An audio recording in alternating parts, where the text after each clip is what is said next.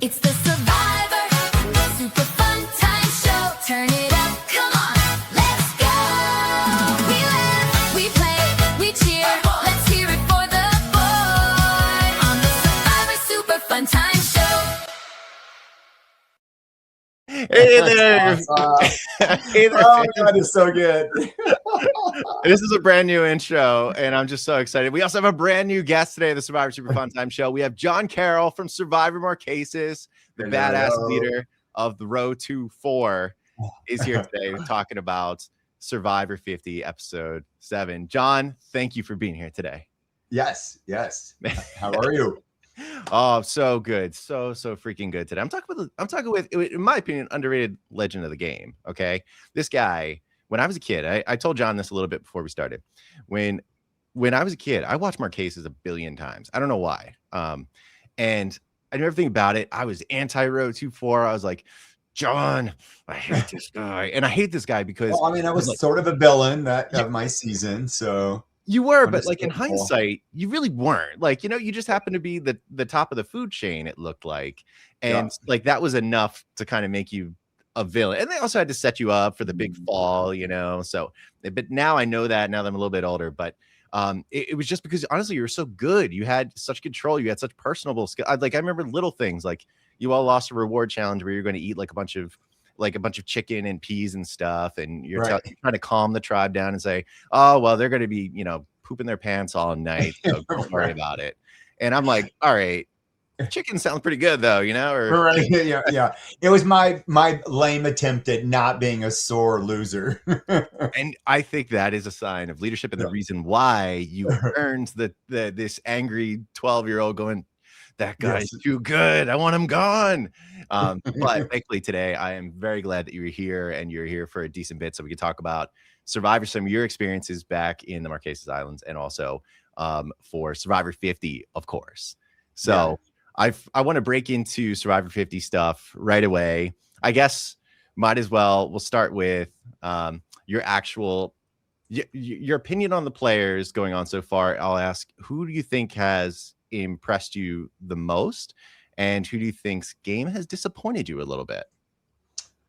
Oh my gosh. Let's see. Impressed is Rizgod. Just because being the youngest, newest member, and not being overwhelmed, you know, not being so starstruck that they don't come with a game. And right when his first, you know, kind of altercation, if you will, and I'm sure we're going to talk about the 25th cast member of Survivor, also known as Maria, that how Rizgod and Charlie, how that became a thing, and you know, and he dominated. You know, he came out of that unscathed and actually in a better position than he could have been anywhere else. So I'm like really impressed. And and if you've got Cirie in your back pocket, you know, with her social game and a way to, you know, just go under the radar.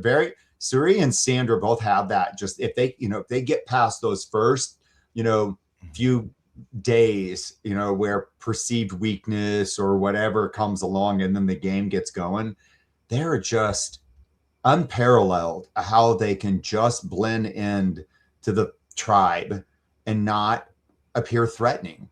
And people also just want to play with them, you know, and they're part of the cool club when you get to. But this little Cirie, what was it? The Wizard of Oz or something like that. Cirie's Wizard of Oz. Yes, I mean any Wizard of Oz, you know, analogy is like always going to get me. So I'm like, oh my God, this is so great. Are you a Wizard of Oz fan? Yeah, oh yeah. I mean, it's for sure. Yeah, I mean, Over the Rainbow gets me like every damn time. Oh, beautiful song, Judy Garland. Yeah, let's go. No, but I agree with you. So funny enough, actually, kind of, I know we were talking about Rizzo a second ago, but actually, at I think it was episode 2 of season 50, I was talking to a New Era castaway, and I'm not gonna say their name because I don't know if they want this public. Not that it's like a hot take or anything, but they told me it's always been my opinion, like you just said, you should probably get rid of Cirie immediately, because if you don't, she's probably gonna slide through. Oh, and yeah. I think she's a huge threat to win probably any given season to some degree. What they told me was, they said, I'll tell you right now, Cirie doesn't scare anybody. I went out there and I was playing with Cirie. Oh, yeah. Be fine with Cirie going forward. I'm not worried they're going to take the actual game from me at the end. So then you just said you respect Cirie and you think she's an excellent player, kind of like Sandra. Would you feel similarly, or do you think that's kind of a silly comment by them? You know, I would say probably at my place in life, my station at life, that you know, I wouldn't be overtly threatened by her game unless I was cooking something against her, and if she ever got wind of that, then I would know potentially my days were going to be numbered. So it's like you almost either have to ignore her in the sense of don't perceive her as like a strategic threat. Be wary of her as an endurance threat, that she will be around, and depending on where you fit in at that place, when you get to 7, 5, those kinds of numbers, 9, 7, 5, I would say, where do you fit? Are you with her? Or are you not with her, sort of thing? Because, I look at this, and I mean, some of the things that are happening are so amateur, like first time playing stuff, right? I always tell people, hey, if you're going to go play Survivor, don't start fights. Carry a lot of sticks, like go get sticks, make fires, be working, be pleasant, build relationships, and stay away from the dominating, arrogant, like trying to control people's narratives, boss people around, do all that. And if you can do that, somebody's always going to offer themselves up. Somebody's going to get in a fight with somebody. Somebody is going to overplay their hand, and you just got to ride it out. And I think Cirie's a master of just staying out of the chaos and not involving herself in any of that stuff. And then, if she finds her name being whispered in amongst that, she finds ways to extract herself from it. And then when she does, it feels like the danger's over for her, right? And then Cirie's in the game, and she's, here we are at the merge, and she's not the first juror. And there's a lot of people tussling right now. And I think that's going to occupy quite a bit of time. There is going to be this war going on, between Coach and Jonathan and Tiffany. That stuff is just going to be happening, and probably somebody else might accidentally slip in there. But yeah, I mean, I just love, people do complain, and I am one of them, like, oh my God, how many times do I have to see these people? But I will tell you that, I mean, Ozzy and Cirie, I don't have any problem seeing them over and over again. I just like them as humans. I haven't engaged with Cirie as much, but Ozzy I have. And I really like him as a human. He's just a chill dude. He doesn't get involved with drama or anything. He just lives his life, and he's just kind. He's a little introverted, but he still engages. But he's not like a loud, big, personality. He just sort of just like, he's just Ozzy. Yeah. I mean, I agree with you. There are a lot of players that have played a bunch of times, and people are complaining going into the season, like, I can't believe we're seeing more Ozzy. I can't believe we're seeing more Aubry. Although I didn't hear those complaints about Cirie, because Cirie just happens to be a darling, right, for a lot of fans. But I totally agree. Like, as far as this goes, I'm happy to see all these legends. I mean, supposedly, if it's going to be a season of celebration, it makes sense to have Ozzy around, who somebody ran the numbers once, which is like crazy. You can quantify this, but like Ozzy is the best challenger of all time. Like, right, like by double. Like Boston Rob, I think is second, but if you split Ozzy in half, I think he would still be in first. Like, it's crazy. So Right. you got to have him. And you know, he proved it last night, got a necklace, which is pretty awesome. But that's actually one of the things about Cirie in particular that I kind of wanted to kind of add to the discussion. So with Cirie's like threat level, that part of the discussion that I had with that player was, yeah, maybe Cirie will get to like, you know, 975, you know, kind of those areas, like you said. But they said, I'm honestly not worried that they're going to be able to win a necklace when they need it. Right. So they're going to be kept out of the finals, and that doesn't bother me. And more or less, Cirie's never proven that. She's never won Fire. In A versus the World, she had the chance. She didn't do that. She's never found an advantage. She's never won a necklace. And I feel that a lot of times to win the game, you need to be able to do one of those things in today's game. What do you think? I think yes, because again, your resume, right? I mean, it comes down to is if you've got, especially if you have a group that pretty much sticks together and gets there, how do you differentiate yourself between the person that's sitting next to you?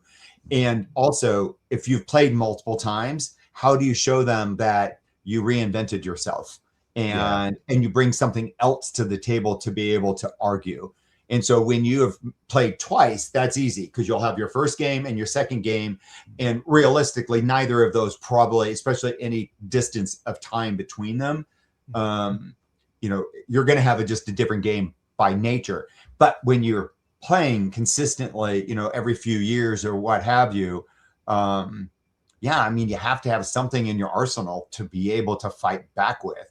Now, does that mean you do it if you get in a fire making challenge? Great. Like, I mean, is that how you did it? Or did you purposely put yourself there and do it? But right now, I mean, if she would get to a final three, other than to say, well, look how many times I made it this right, it's about time, give it to me, right? But no, that was the past. What have you done for me lately, sort of thing. So she has to have some trick up her bag, you know, in her bag. She's gonna have to have some super big ousters. She's gonna have to, you know, find an idol or, you know, out an idol or something. She's got, she's lying in wait. She's chilling. She's got her little group that she's safe in.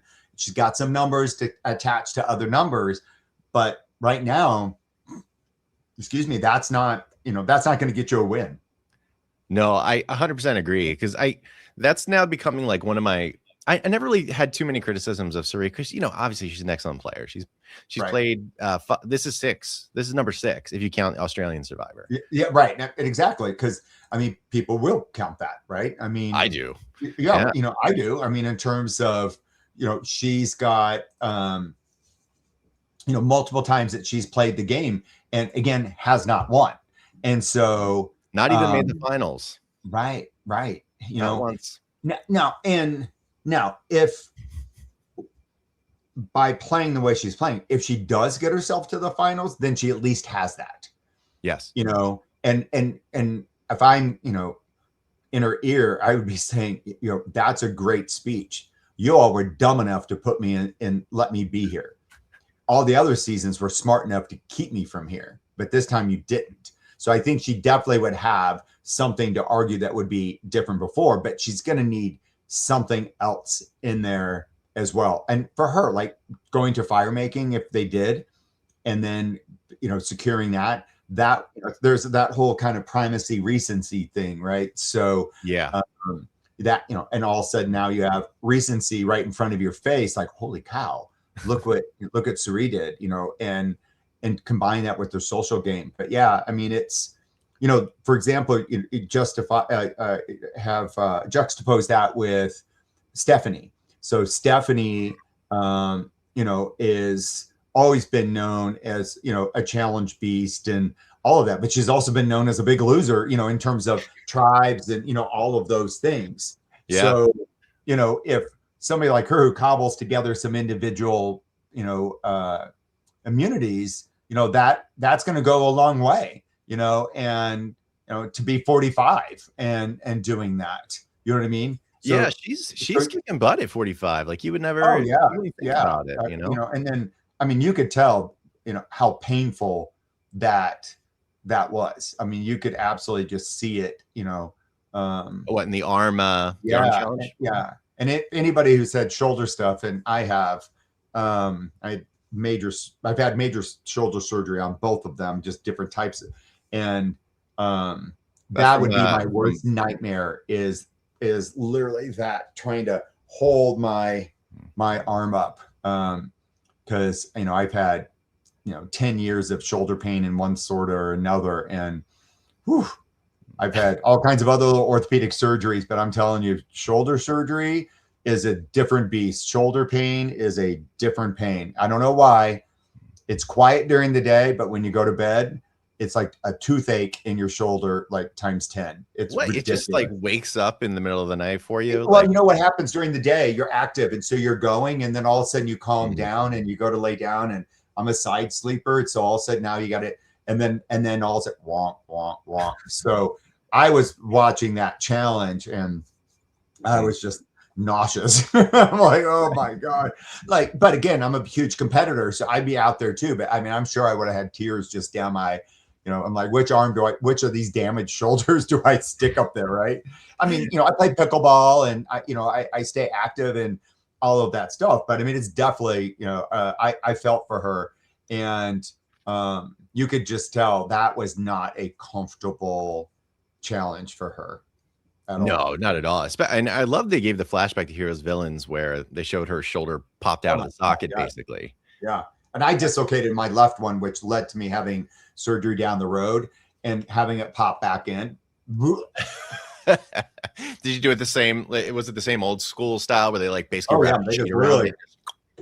they just there's a technique to get it back in, and like that pop, it's there.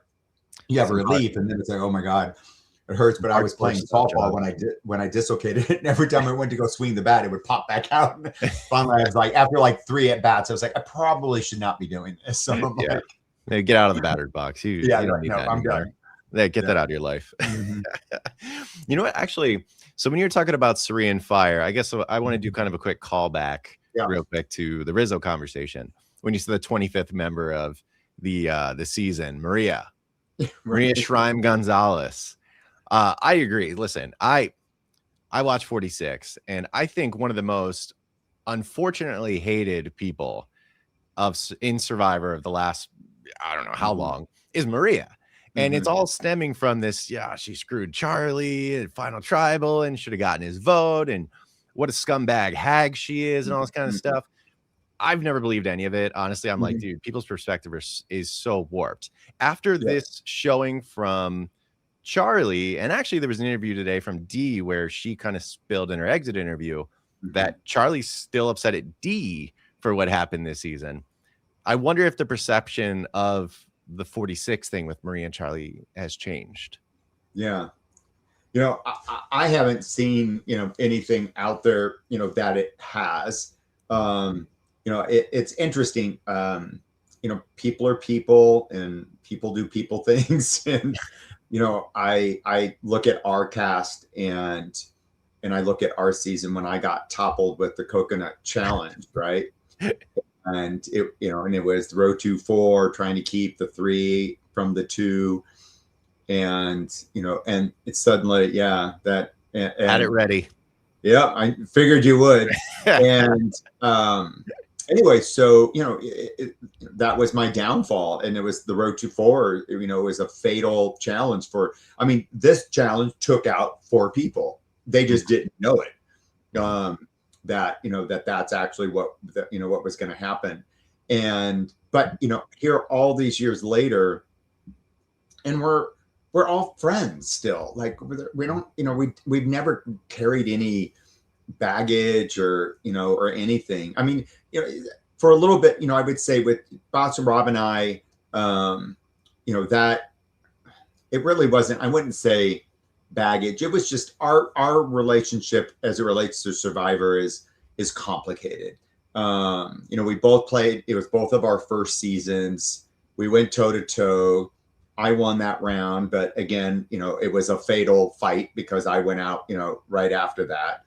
And, and he came back to play, 6 times or whatever. They built him a temple. I mean, like the whole thing. Right? They built him a statue. Right, statue, and then, it's like, and you think about some of the things that were said, and of course it's a different time, and oh yeah, we are casually going, hey, you gay dude? That was get outed and big time queer, and just he's like, I'm not going to be sleeping next to him, maybe not the first night. I mean, just it's just dumb stuff. It's dumb 2001 stuff being said by all of us. I mean, we were all just we were vamping it up our own way, for TV. We all knew we're there to have a good product, be good on TV. But there were some like serious like battles and stuff. But as we've all gotten older and all this stuff, anytime I've been with a fan and Boss and Rob comes up, and we're in a place where I can make it happen, I will FaceTime him. And I will tell you, 90% of the time, he will pick up that wherever he is. And he will give 2 or 3 minutes. And it's the fan wanting to talk to Boss and Rob, me, John Carroll, holding the phone, right? That's some bullshit, but all right. Yeah, that's great.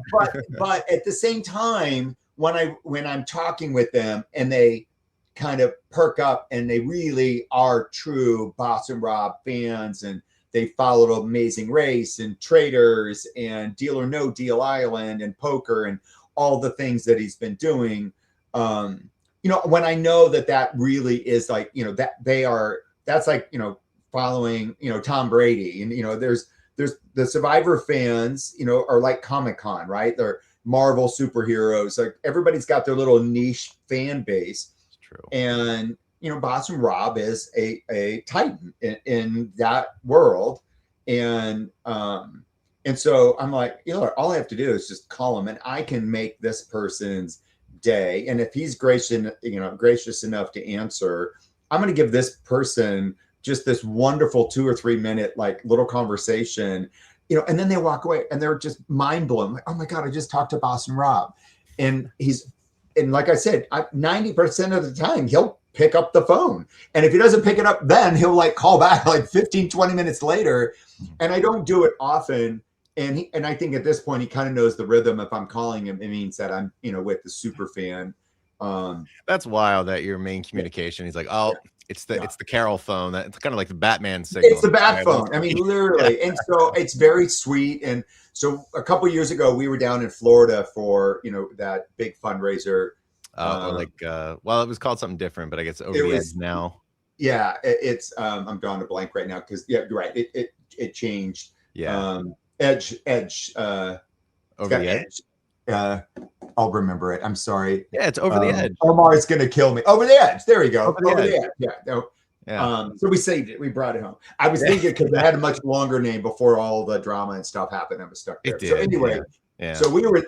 Boss and Rob was there, and we talked for for an hour, and we just got to shoot the shit and catch up, and it was just great. And our whole cast. So like literally 2 or 3 days ago, Sean FaceTimed me, and then we brought Nalia in, and we were just jabber John, and we talked for like 45 minutes. And so we're all still connected. We all love each other. We're all big fans of, what each of us are doing in our lives. Gabriel's emergency, room physician, and he went through, when the hurricane hit North Carolina, that was absolutely horrific. And what he had to go through to help the families and everything, he saw things that no human should have to deal with, all of that. And, Tammy, wrote a book, and the general's been going through it. He's had multiple back surgeries, and he's on disability, and we text each other, and Robert I hope I can get to go see him, because he's really like, he's going through it from a health status, but he's still the general, and he's got a big heart, and he's a big teddy bear. So anyway, so that makes me so happy to hear that you all are still connected. Oh yeah. I mean, all these years later, and, and if something pops up and, whatever, like all we have to do is text each other or, in social media, and everybody responds. I mean, there's the only person from our season truly that I lost complete touch with was Patricia. Oh, you know, mama. and that was, yeah, and that was like early on, and I think she just kind of left Survivor behind. And but even like Peter Harkey, you know, we've been in touch, you know, over the years. Yep, there she is. Oh, mama. But yeah, I mean, it just, we have a great cast, and you know, we stay connected. You know, certain groups of us stay connected. That's connected to another group, but nobody is like estranged from each other.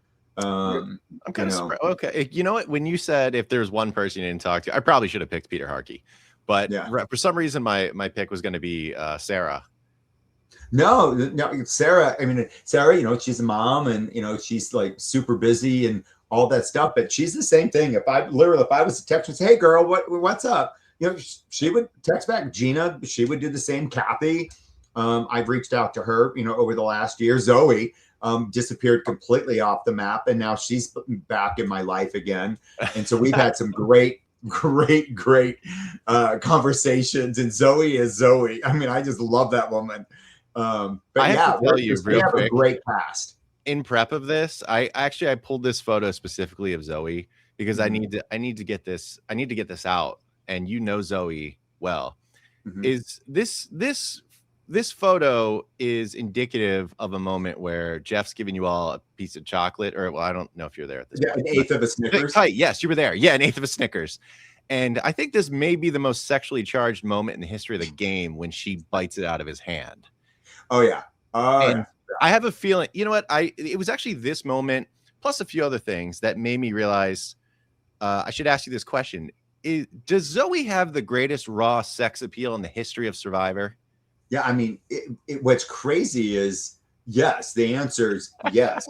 I mean, it's like, I don't know if OnlyFans had been around 20 years ago. We might have seen our lobster lady, Captain Woman, on OnlyFans, because I think she could have done it, and that is a huge compliment, Zoe. If you ever listen to this, so only lobsters or something. I don't know. I would do. Oh my gosh, because I have to add to this just to fully give you more reinforcement to this. I remember because when I was a kid, like I said, I was a fan, and you know, it was a different time. So snail mail was kind of the main thing, although email existed, but it was like screen names. So, but I loved autographs, and I still do autographs to this day. You know, I'd send stuff to addresses, and I remember I sent to Zoe randomly, and I got back a Zoe Zanidakis calendar. Yes. Yes, I remember she did the calendar. And there was 1 month, I don't remember what it is, but whatever it was the jackpot month, because it was a view from behind of her naked on a rock. Yeah. And that's all you need to know, that John is not BSing right now. Yeah, Zoe would have definitely been in on that OnlyFans. Oh, especially back then, right? Oh yeah. Like when she came out with that calendar, I mean, she was just like sex pot lady. I mean, it was, forget the crab and lobster pots. We got a sex pot up in this boat. It's wild, because like as I was a kid, I was like, okay, well, like Sarah's the obvious, like, you know, she's like the hot chick on the season. Yeah, and Cleopatra. Yeah, Cleopatra coming in on the raft, and you know, everyone, you know, there's so many beautiful people. Gina's beautiful, Nalia's beautiful, there's so many beautiful people. But boy, now as I've aged, I'm just like, listen, Zoe Zanidakis was slept on, okay? Right. And right. I love her right cast, just so you know. I think like, you know, from a physical standpoint, I don't think our cast gets enough love. Is, you know, we were definitely an attractive group of people. I think that's fair to say. Because like even as a young fellow, I was looking at it, and I picked my favorite person on the season, like basically by the cast photos, and right away it was Hunter Ellis. Yeah, I was like, this big beefy dude. Oh yeah, Captain America. America. Yeah. And I was just like, okay, well, like I was like, I'll be honest, I don't know much about this as a straight individual, although I was like 12 or 13, so who knew where I was going to be on the discovery of things, right? Yeah. But right away I was like, all I know is that's like a man right there. All right. But then Sarah, I mean, Sean's in great shape. Boston Rob's a good look. Vesepia, you know, across the board. You're right. Dead on. Yeah. Yeah. So anyway, yeah, you're all hot. Yeah. So that one, oh God, I had to talk about that with you real quick. But you know what? One thing I want to mention about Marquesas, since we're talking a little more specifically about it. Do you ever lie in bed at night on occasion when you're not thinking about your shoulder? Okay. Right. Do you ever lie in bed and think about, man, how can I get a nice taste of FAFARUU? Oh my God. Yeah. Does it actually, should I take this photo down or you're going to feel? No, I'm good. I'm Okay. good. But good Not God. Rob.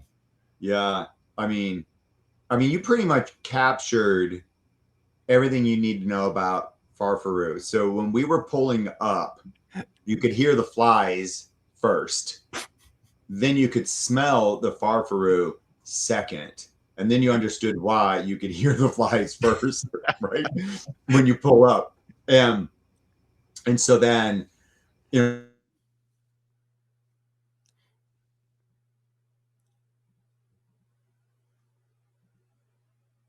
know, flies, yeah. And I have a really sensitive nose. And so I was afraid I would be picked on because I got like green right away. Oh. And so I purposely kept my back to the other side because I didn't want them to see my face. Because if they would have put me in the Rob spot. and I might have done what Rob did. Vomited and lost it for your tribe. Yeah. Yeah. Uh-huh. Yeah. Instead, there we go. Look at this stallion. Are you kidding me? This guy is the FAFARUU devourer. I mean, just like gone. I mean, ate it. Oh my gosh. I'm so glad to be able to recap that portion in particular, because I think they've done FAFARUU like one other time, but it probably wasn't nearly as severe. It was just it was casual. This was incredible. And then there was like leftovers in the, it's a delicacy for the Marquesans. And I mean, they were just gobbling it all up. And, of course, I mean, when you are raised with it and it's part of your, it's part of your culture, your cuisine and your normal diet, you don't think anything about it. But for us, and first of all, there's a lot of, Americans that just don't eat seafood, number one. It's kind of a steak and potato crowd. And I'm from Nebraska, but luckily I'm a human garbage pail. I eat everything. So, but there's lots of people who are not, seafood eaters and just, never really acquired the taste. And then it's one thing to have sashimi and sushi and all of that. And then there's FAFARUU. And the only thing I could tell people is it smelled like dead fish and shit. Oh, good. At the same time. It's a new Bath and Body Works scent coming to you. Yeah. And I had, my beard had grown out pretty quickly. And so, I just had that smell like on my beard, and I was just taking sand, trying to get off it. It felt like it took almost 2 days to get the entire scent of it off me. Gross. Incredibly gross. Oh my gosh. Good thing you won, so you could at least feel like the stink of victory instead of the stink of defeat. Right. Oh my God. Rob just hurled.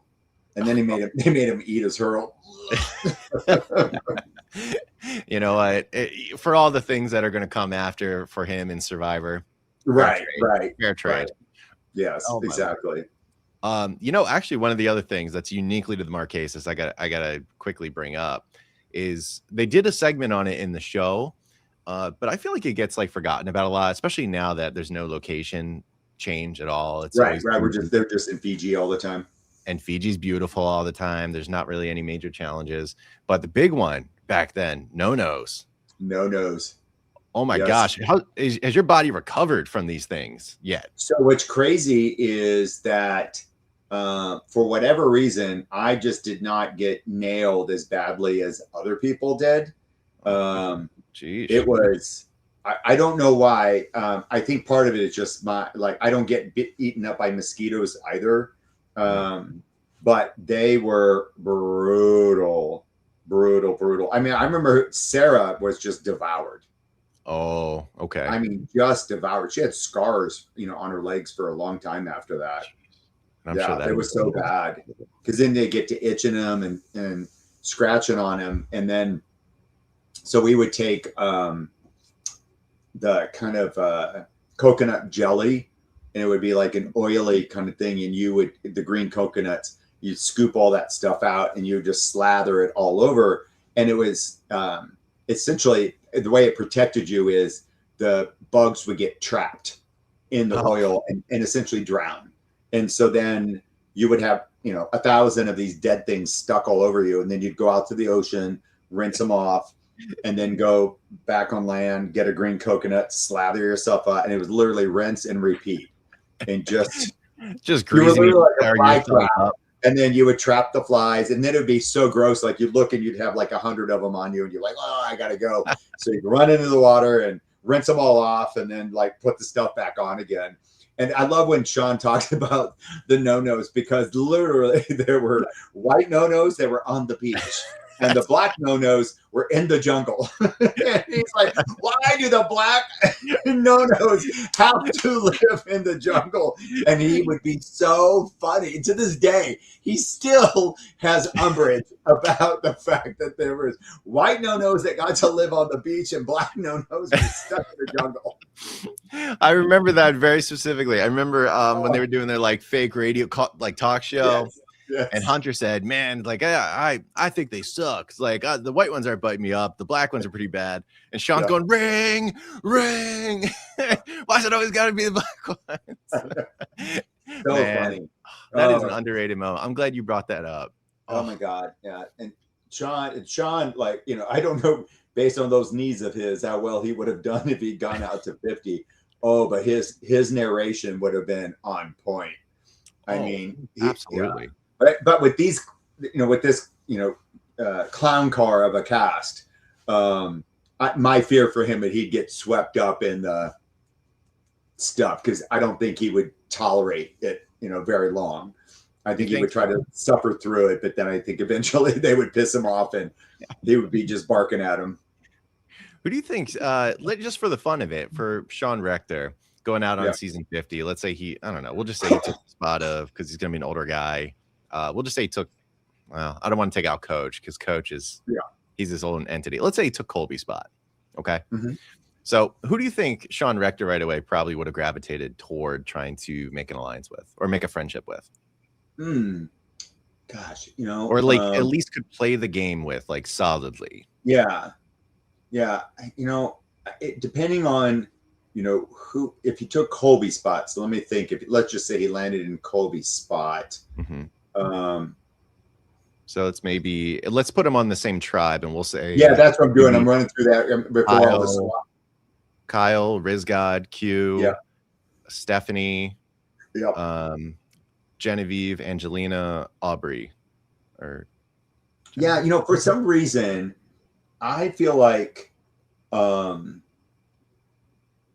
Riz. I think that there's a little bit of a baby Boston Robin there, but just more comedic and less toxic, 2001 version of Rob.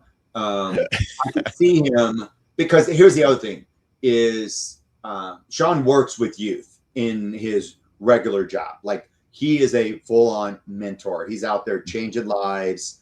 And so I know he would very much gravitate towards that.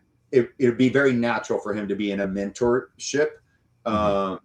And I could see the two of them, bonding and vibing. Absolutely. I also see him with Aubry. I could see him because he's got a seriousness to him like Aubry does. And I could see where the two of them, and I think I could see Stephenie in there as well, especially her athleticism and being a little older, old school. He's definitely would be an old school, like, diehard. I mean, he would definitely be in that realm. I think so too. Yeah, I think he would definitely, he'd definitely be able to play, because his sense of humor is still on point. I mean, the dude is just, we just laugh. Can you imagine him with Q? Yeah, I mean, I think it would be, but at the same time, I think he'd want to clobber Q too. But yeah, I could definitely see that. But he'd be good with Kyle though. Kyle for sure, and I think also if Kyle had not been injured, I think the other reason would be is, again, Kyle has is accomplished and And I think just in representation and their generational gap between the two of them, I think Sean would have so much respect for him. And then at the same time, our connection, because I'm a lawyer, and so as I've gone down that path, and Sean and I have talked about that over time, I think that also would create a just kind of an old school commonality of being a lawyer. I could easily see Sean just shooting it with him and chopping it up, as Sean would say. That I could see where the law and just the law in general, and I could see how maybe just even my connection to him and the law would kind of maybe come in there a little bit. But yeah, I mean, I could definitely see him, and I think that would have been a cool little alliance too. Oh, absolutely. Like, I mean, I think Kyle can work with anyone. Oh, but yeah. like Kyle and Sean, I could see like this. Yeah. Straight yeah. Oh, for sure. For sure. Yeah. And I think, with John's little rickety knees and stuff, his social game, he would be, he would have his own Cirie social game. It would be on point. His humor would break, monotony. It would take the edge off. Like, he would do that. But he also, he's also grouchy. So, I mean, I'd have to see where grouchy Sean shows up and see what happens there. So, but he would have been good television, I tell you that for sure. Oh, we've got grouchy, we got delusional this season, making good TV. So I think Sean would be kind of well placed. It would be like understandable, you know what I mean? 100%. And especially if people were acting a fool, like his confessionals would be gold, just gold. Yeah. Absolutely. I still remember the famous the reward that Nalia and whoever else went on, where she came back with the mint and everyone could get a suck from the mint. Right. And he was just like, keep your damn mint. Do you want a piece of doo-doo too? Right. He is an all-timer. And I know a lot of fans, like a lot of hardcores, have wanted Sean back for a long time, especially when they heard that more or less he got boned by production going into All Stars. Like, he thought he was going. Yeah. And it's been a pattern. So when we do the show for the docuseries, that becomes a storyline. So stay tuned. Oh, exciting! So this is for the project that you did, right? Yeah, that's right. When I saw the cast of people that were involved in it, I said, this is a really interesting group that's been put together. And this is kind of like a group that, I mean, obviously season 50, they say a celebration of things, and they got together. This is the group that should have been on season 50. I make that argument, honestly. There's a lot of people that are awesome. Yeah. Oh my gosh. Like, So when I saw that, I can't wait to see this project eventually come into fruition. And could you, for the sake of the people who are watching, could you say the name of what it's going to be and when roughly it should be? It's got a working title of Surviving Reality. Mm-hmm. And so the whole premise of it is, so Reiman, formerly known as Spencer, Reiman is his middle name. He moved to Ecuador almost 6 years ago, and became involved actually with ayahuasca with Corinne before moving to Ecuador. And through that door and that channel, really got into plant-based medicine, specifically ayahuasca. Ended up in Ecuador working with shamans, exploring various plant-based medicines, doing a lot of internal work using ayahuasca and other medicines, tobacco, and combo, and other. There's a whole litany of different like plant-based medicines, right? Yeah, and so, but ayahuasca is, Aya is the mother and the main medicine. So he reached out, and even when I talked to him when it was all said and done, I'm like, how did you think of me? Like, what was, and to be honest, neither one of us could really like pinpoint like why that happened, but it was just supposed to happen.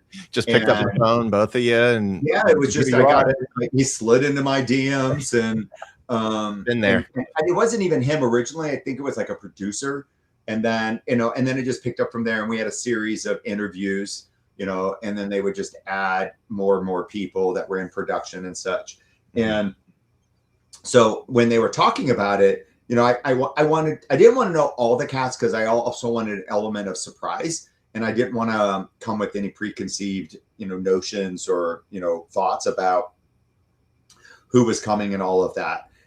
But I did specifically say, you need to reach out to Sean. I don't know if you're comfortable with 2 people from the same season, but if there's anybody that I think could really benefit from this journey, it would be him.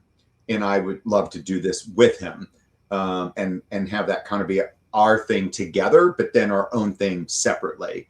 And that's exactly how it turned out. And we were like just brothers in this together, but then absolute separate journeys on our own.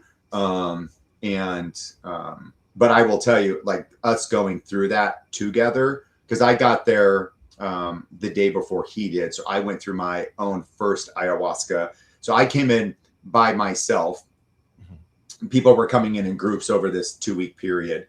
And so I came in sort of like in the middle.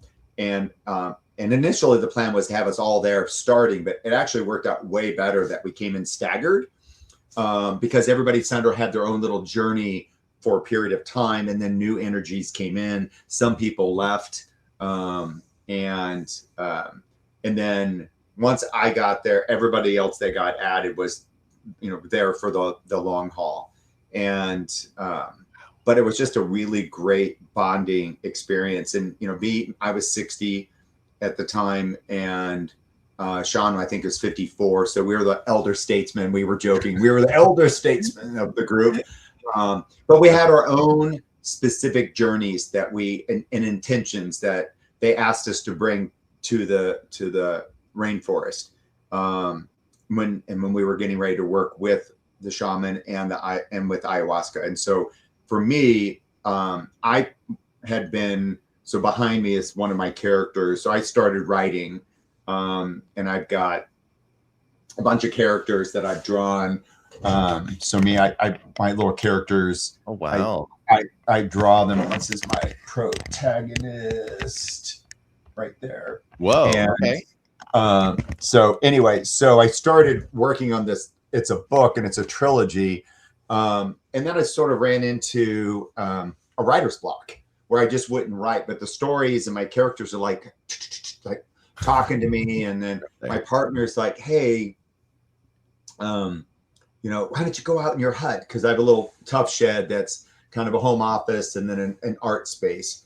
And anyway, it was just pushing, to get me to do this. And I wasn't doing it. And then it started messing with my head. So then I started actually talking about what's holding me back. So I went to Ecuador specifically to explore, why do I have this block? Why will I not just sit down and just write when these stories are in my head? And the times I have written, people that have read the things and around me are just fully in support, oh my gosh, yes, you why aren't you writing? Sort of kind of thing. And anyway, so my first ayahuasca ceremony, I essentially revealed to me why that was so. And I don't want to give away too much. Oh yeah, you can't give away the whole story. We got to see the journey. But it was amazing. And then my second one was the B-side of the same story. And my third ayahuasca was completely unrelated to any of that. But since I've come back, I have written.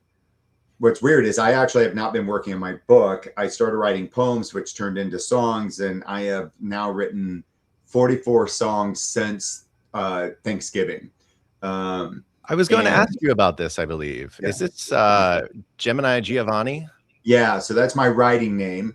And so I'm a Gemini, and so that's where it came from. And then Giovanni is one of my best friends, my partner and I's best friend.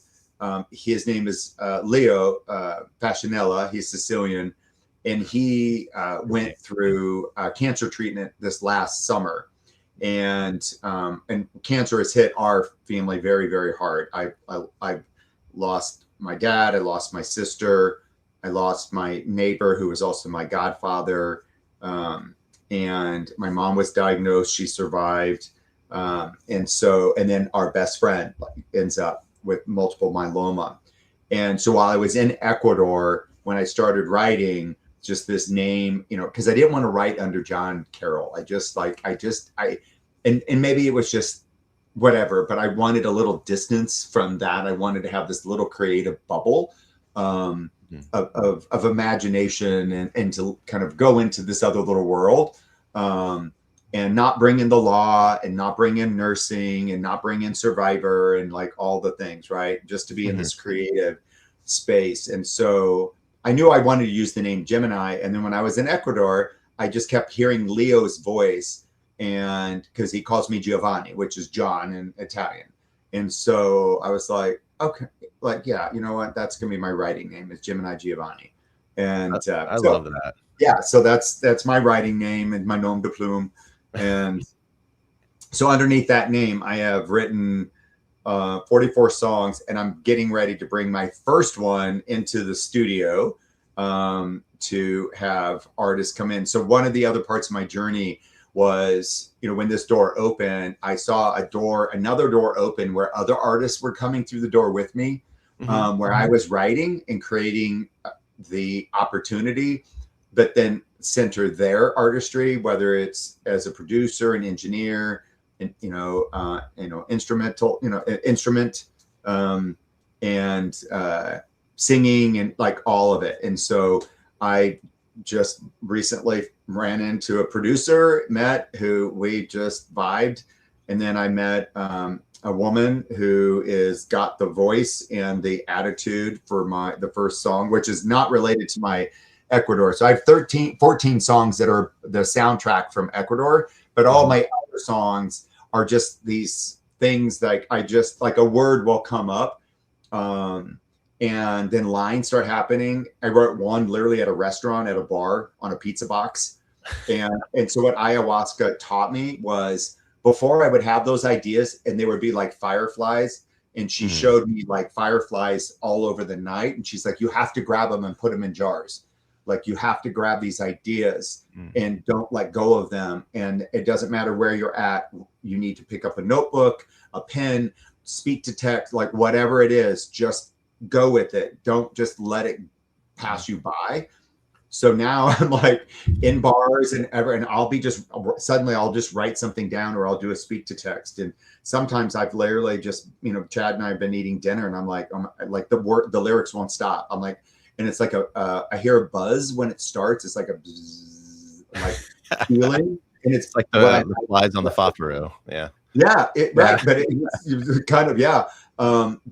Which is exactly what I heard in Ecuador when Aya first showed up. It was in my right ear. I thought it was a fly or a mosquito flying around, and I was like swatting at it, but it literally was the gates and doors like opening up. And so anyway, so I just started writing like crazy, and I haven't stopped since. And I've really been enjoying it. And and I just never know when the idea is going to come. Like, just a single word will pop into my head, and I'll write it down. And sometimes 2 or 3 days later, I'll come back to my I have notebooks all over the house. And then all of a sudden, as soon as it kicks, the lines just start coming. And when I hear artists talk about, I wrote that song in 20 minutes, I'm like, I get it now. Like, I understand what that is, because I've allowed myself to do it, where I don't sing and I don't play an instrument, but I hear the music in my head, which is so, and I'm an ADDer, and a Gemini, and neurodivergent, a little OCD and all that stuff. So, I'm just, instead of questioning it and all that, I'm just going with it. I think it's super beautiful. I mean, there's so many aspects of that I love that you just said. I mean, first of all, I appreciate you explaining all of that, because that's a big piece of, who you are. It's a big piece of your soul now. Right. You're having the courage to kind of chase these things, and you can put the pieces in order, and you can tackle it, and you can just basically, enrich your life in a way. Right. And thankfully this experience helped do that. I, like myself, on a much smaller scale, I never had an experience like ayahuasca. Like, even you talking about this right now, like the passion you have for all of it, I'm feeling it rebound a little bit back to me, of just about like making videos, and because I've made videos about other things in the past. Survivor, this wasn't the thing, but honestly, I put a lot of energy into this. I don't get much back other than my own passion for it. So hearing that right now is incredibly inspiring, and I really appreciate that. That's awesome. I appreciate that. Yeah, and you know, the other part of that, and just like what you did, is I can't stress enough. You know, having gone through, you know, I did AIDS work in the 90s. I did oncology after that. Like, I've had a lot of trauma and vicarious trauma just around me my whole life. And Aya taught me that I should not be afraid to write, because she showed my life in reverse for hours. Wow. And she said, there's nothing you can't write about. You've done it all. like there's no feeling, no experience, you know, and she just showed me 60 years of life in these little snippets. And she's like, you're just afraid. You're just afraid. That's all it is. You're just afraid. And it's not a block. Hard pill to swallow, I think. It is. And she basically, you know, said, dumb fuck, stop calling it a block, because it's not a block. It's some word you come up with to explain it, but it's just fear. And you have to be. So when I wrote some of these songs and I showed them to people, I went through the most dark depression-ish experience I ever went through. December and half of January, I was the lowest I'd ever been, because I had disgorged all of this writing. I poured everything out into these songs. I wrote a song about my relationship with my father, and 3 songs about my sister, and another song by another sister. I wrote songs about betrayal and love, and like, I just dumped like all of this stuff out. I wrote a song just recently, which I think might be one of my best ones, you know, about essentially the need to be conquered in a relationship, you know, also to be set free, because sometimes our egos are so big that sometimes you literally have to be conquered in that relationship, you know, to be broken, you know, and to get your own self out of your way. And sometimes it does take a partner who's willing to do the conquering, right? And so just writing about from the death of ego, and I write a lot about ego death and little death. That is a very big topic to tackle. Yeah. Oh, so when I dumped all this stuff out, I mean, I even wrote a song called Ideation, and when I wrote it, I had to, when I played it for Chad the first time, I was like, I want you to know I'm okay. I want you not, because it's a song of resilience. You have to listen to the words and the timing of the words. And so he listened to it. He literally was like, you promise, are you trying to tell me something? I'm like, no, I'm telling you something about how I feel, but listen to my words. The plane goes like this, but then it goes like this. And it's a song of resilience. And it's a song. And so I did play it for a couple other people. And every single one of them like burst into tears, because they struggle with depression and their own. And like, you just wrote a song of what depression feels like. And, you know, and so, so that's extremely vulnerable. And so, right. And so that's part of what I think Aya was trying to show me is it's just fear, but it's okay, because the power is in the vulnerability. The power is being open, because like you said, is you're just one human, and hearing that story of like how it made you feel. And so I know that part of my journey has always been like that, to be open and to put myself out there. And, you know, because I'm very risk averse. I mean, I'm not risk averse. I embrace risk. I embrace change and all of that. But the part that's scary is being vulnerable and open with what's in here. It's very easy to be objectified and become kind of an object of whatever fandom or, you know, what, you know, this, that, and the other. But all of us, you know, have these deep, deep wounds. We have these deep, deep feelings. And sometimes we don't have the ability or the space to reveal them or say them. And sometimes we don't even have the words for them. Somehow I've been able to, like, in words that are in poems or whatever it is, tell these stories.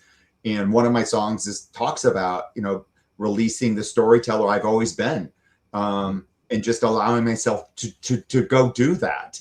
And I mean, there have been times I'm second, third, fourth guest, you know, releasing a song with, you know, like one about my father. I took it down two different times because I was so conflicted about people understanding the nature of my relationship with my late father. But then I was like, but there's lots of men who have very conflicted relationships with their fathers, right? And so it's you know, I have a couple lines that is, I accept a father, I release a father, you know, and you know, it's just, you know, they're wounded too, and they're from different generations of wounding and generational trauma and all the things, right? And so each generation brings that and drops off on the porch and is like, here you go, figure it out, right? Yeah, it's not, you know what I mean? And so not easy, and it's ever changing. Yeah, so I found a way to kind of, you know, like channel that stuff. And so now I'm going to go make music with it and find artists that can sing my words and collaborate and, you know, and see what happens next in that next journey of mine, this next phase of my life. Oh, I'm so happy to hear that. First of all, I was entranced during a large portion of this where I'm just like, wait, aren't we supposed to talk about Survivor? But this is significantly better right now to hear about the work that John is doing for himself, and that potentially, you know, basically that message can carry on to help other people as well. Because as you're talking, I'm sitting here, I'm going like, I feel this. I feel this. I'm not hearing it. I feel this. Yeah, and that's the medicine. People will tell you that is, I still like working, and they say like literally as long as you're being open and vulnerable and talking about that and like that piece of that, like that energy. I mean, look at these goosies that I've got right now. That energy just keeps flowing through, and some people can receive it. Other people just bounces off, and maybe they're like, oh, what was that? You know, and then they just kind of go off about their other day. And I've learned it's like, you know what, take what you want, leave the rest. It's nobody, you know, I'm not going out in the world of like an evangelist, right? I'm not trying to, you know, persuade or get people to convert to, you know, all of a sudden you need to get on a plane and go do ayahuasca.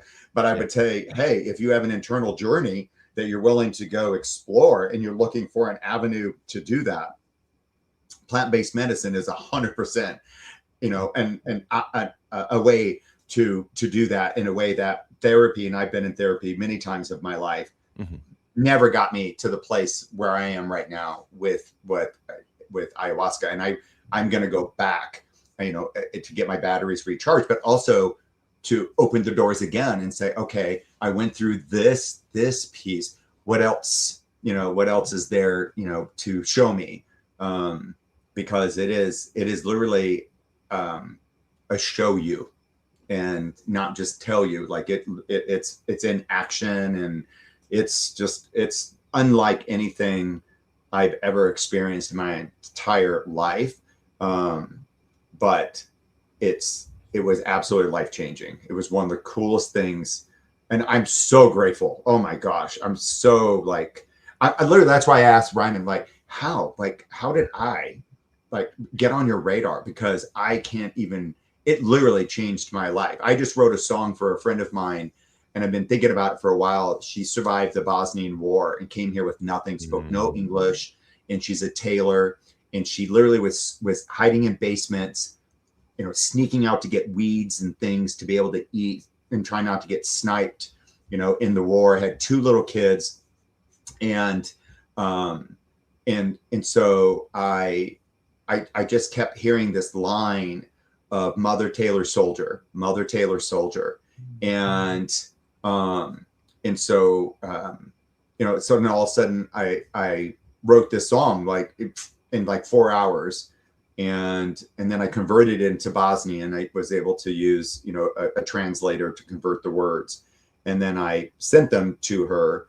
And then her daughter sent me a message and just said, you have no idea what a gift you just gave my mom. Like, she is so emotional right now, but in such a good way. She's just like, thank you, thank you, thank you. And of course, you know, I mean, it was just, those were the words that I felt and the love I have for her journey, but I was able to put it into music, you know, that reflected her life and my friendship with her for, you know, almost 20 years now. So yeah, the power of music and words is unparalleled. Absolutely. Oh my gosh. What seriously, what an experience. Especially when I saw some of the people that were a part of it. And I can't honestly, I can't remember all the folks, but I know Sean, I think Kendra from 45. Yeah. Oh yeah. I love her. She was great. She was my little hippie chick, my little hippie friend. I love her. She's a master astrologist. And so astrology was sort of kind of working its way into part of this journey as well. And then Courtney Yates and I are good friends. And she's also a master astrologist. So I had like these two massive like readings with both of these women in like 3-month period of time that really were echoes of each other, and which also played into this whole story. I learned I was born on a full moon. I did not know that. I've had a love affair with the moon my entire life. I'm a nocturnal creature. I love the beauty of night. And then I was also born with the sun and the moon at 23 degrees opposition. So they literally were staring at each other when I was born, which creates this whole duality and this polarity, which explains so much of my life. It's so easy to live in the light and the dark and be able to bounce back and forth, and the right and the wrong, the push and the pull, all the things so that became like a whole thing I started writing from, was this constant tension I've always felt in my life. So yeah, it was just like over these last 3 months, it has just been this amazing spiritual journey that I'm just so blessed to have experienced. And I really hope that if everything works the way I think it's going to work with this show, it's going to blow people's mind. And I absolutely know there will be a season 2, and survivors will be clamoring to go do this. Like, there's no doubt. First of all, it sounds incredible. Obviously, you've said so many positive things about it, what it's done for you. And I think we've seen a lot of the folks that went on it with you. I mean, I think I've only seen good things like publicly from them, but we'll see what their journey looks like specifically. Yeah. I think that's incredible. And when you said survivors are going to be clamoring, 100%. I've talked to a few players where I've struck up conversations, fairly consistently. And there's one or two very wounded still, very wounded from the experience, and rightly so. To kind of tie into, Reiman here. I remember Chaos Cass, who we all, know and love. Chaos Cass on Twitter. She made a tweet that wasn't mean. It wasn't anything toward Reiman, where basically said, Reiman, went into Cambodia as Spencer and left as Reiman because, in so many words, survivors torture. Basically, it's like it exposes so much of you. This is paraphrasing. Exposes so much of you. It takes a lot from you, and basically just, in so many words, screws with you a little bit, and then you leave the game, and you have to find a way back to some degree. Right, you have to put yourself back together, right? Yeah. And the woulda, coulda, shouldas, and then you have the fame piece that's in the mix, and and then there's just the haunting of not being the winner, and it's weird. It's not only just being the winner, but just that you have that winner's game in you. All of us that go and play believe that we can win the game. I don't know any survivor who doesn't actually believe that. And I don't care how many times they've played, I don't care how old they are, they all think that they have the skill set to do it. But whether you're in a cast of 16 or 24, there's one. That's it. 100%. Right. No, and you gotta, it's luck, it's relationships, it's social game, opportunity, just your own baggage, your own internal war of what you're bringing. I mean, look at what if anybody that I think that's on this cast, that if they do season 2 of Surviving Reality, is going to be Charlie. That is somebody. Hey, brother, you need to get yourself to Ecuador, and you need to be in a Maloka with a shaman or a shamana, probably a shamana, preferably one named Maria, and do some work there. Because he drug a ghost with him who haunted his house the entire season 50, and it destroyed his game. So not only did he lose once, he lost twice, and she wasn't even on the damn island. I'm like, but literally, I'm a huge football fan, and I do fantasy football. And who you like this year, huh? Oh yeah, it's just, and I'm a big NFC person because we're in Nebraska. We got the Chiefs, but everybody's in there, and we have all the teams kind of around us. We got Denver, and we've got Green Bay, and everybody. So, but I kind of stay in the NFC world, and I'm sort of always looking for the underdog. So I'm not a carpetbagger by any means. I do my homework too. What's that? I'm an Eagles fan. I'm from Philadelphia. Yeah, there you go. Yeah, and so if anybody, when I find myself in the Super Bowl and it's not one of the teams I'm going for, I'm always going for the NFC team. So were you a Seahawks guy this year? Yeah. I wasn't. I've been Detroit for the last couple of years. I've been really rooting for them to like get it together, and and I really thought that this year they would be able to kind of mimic what they did last year. But the year that the Rams won, I told everybody that summer they're going to win the Super Bowl. I didn't know you could make a bet at the beginning of the season who would win, because I was all about because I don't do a lot of betting. So I didn't know that, but I told everybody that year I was in 3 different leagues, and I was like, the Rams are going to win it. I loaded up my team. It was when Stafford, I think it was his first year when they did the swap, and I had Cooper Kupp. And so, I mean, I had their D. I mean, I just lined up a whole bunch of Rams players and ended up winning 2 Super Bowls that year out of my 3. And but anyway, the jealousy I have never won a fantasy football championship, and I play every year. I won this year again. What? Yeah. Yes. Yeah. I started a friends and family league 7 years ago, and I've won 4 out of 7 years. That's ridiculous. All right, are these people functioning? Do they have eyeballs? How are you winning 4 out of 7? I would say half of our group is hardcore, and the other half just sort of kind of just play. But the group that plays, it is hardcore, and it's typically all of us in the in the playoffs, and I mean, and it always comes down to, in 2 of my leagues, it comes down to last game. Every single, it comes down to last plays. Like this year, I won one when there was just trash points at the end when I had Puka, and he was my boy this year, and he's so much fun. I mean, basically swapped Cooper for Puka, and say that's 3 times. Say too much fun in real life. Yeah, he's doing a little bit of biting of strange women. I heard there's some weird thing about whatever that is. Let me stop biting people. Like, no, he's in rehab now. Is he really? He checked into rehab for biting people. Yeah, no one's talking about it, but he possibly has a drinking problem where he likes to bite women, but no one's talking about it. Yeah. Well, I mean, that's right up there with Christy Noem's husband and the balloons under the shirt. I didn't even know that was a thing. I learned about bimbofication at work at 60, almost 61, that's a thing. And I was like, no idea. None of us did. And I'm like, first of all, I work with all women. I'm like, I want to talk about this. I am HR. Do I need to report myself? Like, can we have this conversation? But everybody's like, oh yeah, whatever. And so we're all just dying that like this, not only was this a thing, but it was Christy Noem's husband's thing. Meanwhile, he's also a cuck. And she's had a bed on a plane with Corey Lewandowski, and I'm like, our people are the bad people. Like, us wearing wigs, reading books to kids is like somehow worse than this stuff. I'm like, I don't get it.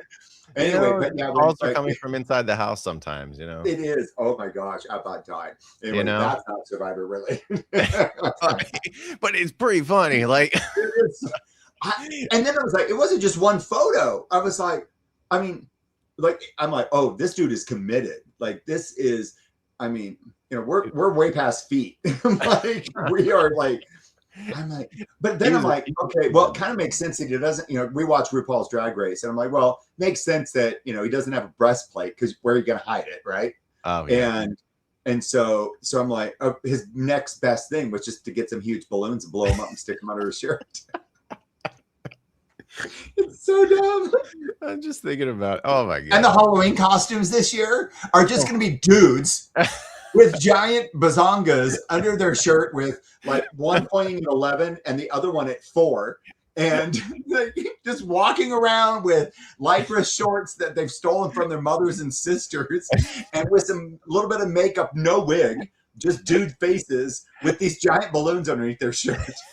And everybody's going to know exactly who you're dressing up as for Halloween. I'm going to know it immediately. When I saw the photos, I couldn't believe I was like, somebody would actually do this, and it's the best thing ever. And it's the cheapest costume you could literally go to Goodwill to get the clothes. Oh, absolutely. And go to Hobby Lobby or whatever anybody has in there, to get your balloons, and like you're good. Get a little cut your t-shirt in half and make a little crop top and stick your balloons in there. Oh my God. No. This is what I think of every time I see that photo. Oh, Barbara. Oh my God. Anyway, sorry about that. Oh my God. That is so amazing. Okay, actually, all right. So yes. I guess transition. There's a few questions. I know we've been going for a long time. Go ahead. Apologies. There's a few questions I wanted to kind of transition to. And one really important one I wanted to ask you about. Being a member LGBTQIA community. This was a big question for me, especially because I don't listen to Rob Has a Podcast a lot, but obviously Undisputed King. But back in Blood versus Water, season 27, there was a podcast you did with him because a big topic at the time was Colton Cumbie. Obviously, that's probably like the lowest form of representation you probably ever had from the community, because he was pretty brutal. Oh yeah. I think at one point in that interview, you called him a vicious queen. At least that phase of his life. Now, who knows? Yeah. But basically, going from that, the question I have for you now is, in the new era, ever since like coming out of the COVID time, there was kind of an initiative for at least 50%, BIPOC. BIPOC. I guess it necessarily doesn't totally extend to basically sexual orientation and stuff, but there has been an uptick clearly in the casting, and I think there's been an emphasis for the positive. My question to you is basically, how have you viewed it, through your lens, your unique experience in your life, having that uptick, and how do you think the impact has been? It's an interesting question, because there are these parallels with representation with the BIPOC community, and especially it was primarily the Black cast members that spoke up, met with CBS, and this is all before the anti-DEI stuff came down. And so it does make me wonder, like, what is now that CBS and Paramount and all of the nonsense that's going on with that, it does make me wonder, are they still going to honor that? Or suddenly, what is it actually going to look like? And then it gets worse when you go from BIPOC to the queer community or the LGBTQIA plus community, because, if there's any group that I think is going to be underrepresented when these alt-right media companies take hold, it's going to be our community. Those stories, I think, are going to start disappearing. Characters are going to start disappearing. If they're there, maybe they're in name only, but they don't have a storyline or anything like that. But, I have seen, even though the BIPOC community kind of drove that, it does seem simultaneously, to use just an umbrella term, the queer community. Right. And when I say queer, I mean different, right? So anything that is not a cisgendered, white, straight Christian male, for the most part, and then white Christian cisgendered females right underneath there. And then you have, all this other that's out there. There's no doubt we've had representation. I still feel like there is a bit of tokenism within the queer storylines, and in trying to, it's kind of I struggle with it, because one is, as an OG player, I've never seen my character replicated in terms of where I fit in a tribe and what was actually with the storyline and all of that. When you say your character replicated, do you mean kind of as like someone, a member of the queer community, but also leader of the tribe, respected by everyone, and that kind of thing? Yeah. I mean, I was, in our season, we went 15 days. there's no doubt that the leader of the tribe moniker was like, you know, on me, but I also was occupying that space. And, but I've always been kind of taking on leadership roles my entire life. I mean, that's just my personality. And part of that's just, you know, control and all the things that come along with it. Right. Probably a defense mechanism, you know, especially when I was younger. And so, but there was no doubt, like, you know, but leaders get to be leaders because two people allow themselves, you know, in some measure to be led or to be part of a team, you know, and all of that. Right. And so you have these tribes that if they're going somewhere as a group, you know, you've seen tribes that are super chaotic. There's no organization, there's no hierarchy, and they're messy. And they don't win. And then somebody pops out of the group and survives and latches on somewhere else down the road or whatever, right? And they can play that sort of game. And I'm not saying that, you know, having a strong leader in an early part of the game is a good game play, right? Is a good strategy. It's risky. It is, because you have a resume from the very beginning that you can rely upon. And then if you can tie immunity challenges individually to tribe immunity challenges, you know, along the way, and then tie a social game along with it. If you can do all of those things, you know, then yeah, you can find yourself down there. And there hasn't, you know, that kind of gameplay has not happened a lot. That somebody has come out of the gate, you know, and from the start of the game all the way to the end, you know, like a horse race, right? I think so. I think you're right on that. Right. Yeah. Sure. I mean, there is, I mean, in the overall, you know, when you look at 49 seasons now in the can, not necessarily that way, you know, but you look at like the season that Boss and Rob won, you know, but he also had a cast around him that was willing to acquiesce and play. They sure acquiesced. They did everything he said. Yeah. And, you know, and the dynamic of all of this, you know, it worked however it was going to work. But going back to, you know, kind of our scenario is, you know, I think it's sort of interesting is that, you know, the queer community comes in so many different shapes and flavors and all of that. But, you know, I think of like Amy's season, you know, I've never really seen a woman like Amy replicated again. No, you know, and especially being, you know, and especially from the queer community angle, like bringing that to the table as well. So you know, and I don't know that you go and purposely cast for that. I mean, I'm not saying that, but it's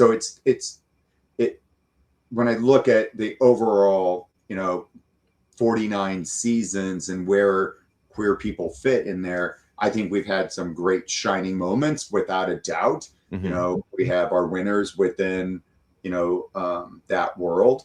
Yeah, because I guess, you know, thinking of like along the lines of what you're saying here, because I think if we were talking about, you know, queer women, I think people would probably point to Parvati as coming out as bisexual. So yeah, but but that was not a thing when she played. Yeah. So right. So, yeah, except for AU versus the World, I guess. Yeah. Yeah. But even then, I mean, that's but at that point, you know, from a US perspective, right? Because, you know, I haven't seen that season simply because like I don't have access, you know, I didn't have access to it. I would love to watch her play. It's a good watch. I'll get it to you. Yeah. I definitely want to see it. And but it's, yeah, at the same time, you know, as she went through her own journey and all of that. But I mean, her sexuality, her heterosexuality was absolutely part of her arsenal and weaponry in playing the game. There was no doubt the charm and the sex appeal and the flirting and all that. But she also was very smart and athletic and had all the other parts that were there. But at the time that she played, at least on the US side of things, you know, she wasn't part of our community, or at least not overtly that we were aware of, right? When she was playing that game. And then she's gone through her own metamorphosis and growth and, you know, and self-actualization that's led her to where she is. But, you know, when I look at queer women and where they fit in the overall scheme of things, there's a lot to be like, you know, you know, I think that is still we're still waiting for that to give it the love and respect that it's due. I think it's, you know, in terms of winners, obviously underrepresented.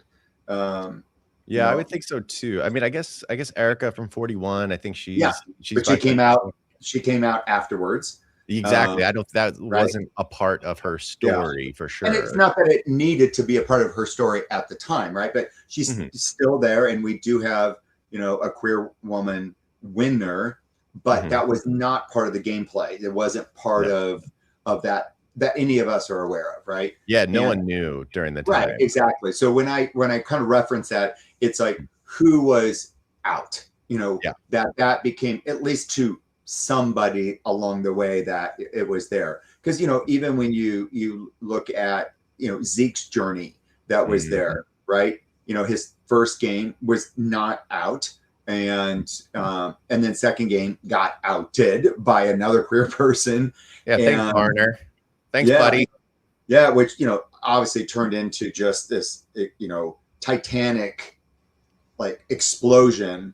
That is still one of the craziest tribals I've ever seen. It had nothing to do with about, like, but at the same time, it you know, I hate that it happened to Zeke in that way. And at the time, you know, I had, you know, it was because when he played the first time, you know, and he took his shirt off, I knew he had top surgery, but I didn't realize that nobody else knew that he had top surgery. And so as a fan, when I was watching, I didn't think twice. I had no idea.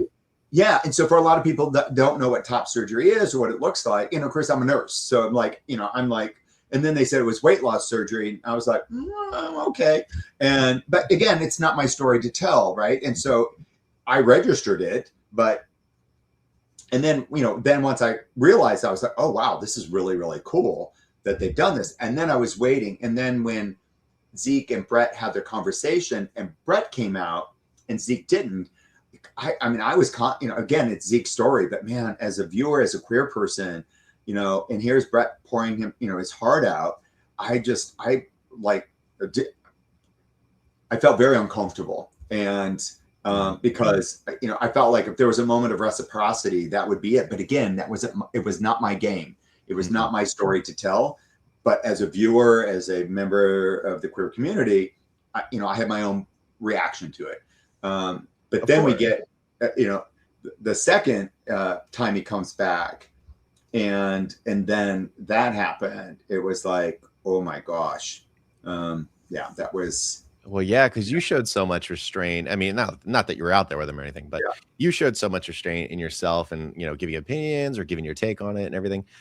This whole time, you know, going from 33 to 34. And then when you're watching 34, like Varner was just like, all right, I'm throwing it out there. So like yourself, you know, you've had yourself on pause this whole time, and then you see someone else, a part of the community, apparently did not have similar restraint or respect for it. And you're just like, oh God. Well, and then it did at the time, it definitely was triggering for me because it brought me back to my season and nobody reacted that way. Like, you know, I mean, because it was a different time, right?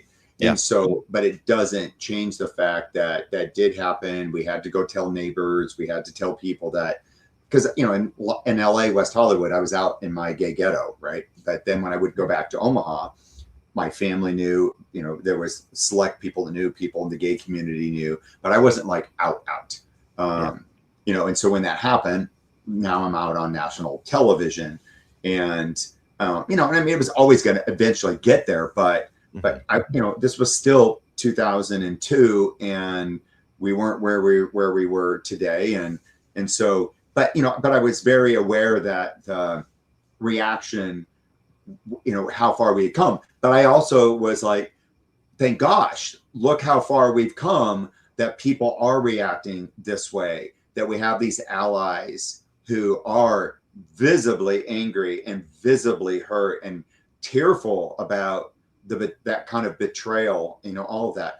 But then you have the, you know, the whole mix of gameplay and, you know, and the things you're choosing to say and not say, and, you know, what's taboo and what's not. And, you know, and so it becomes a very potent stew of stuff, and there is no right answer, except for you know, the bottom line is that, you know, Varner was on his way out and thought, you know, I don't know what he was thinking, at that time. And I had, at that time I had actually spoken to him about all of that. And, and he had his own reaction and all the things that come along with that. And, this all water under the bridge now. But, I found it remarkable that it was a queer on queer moment.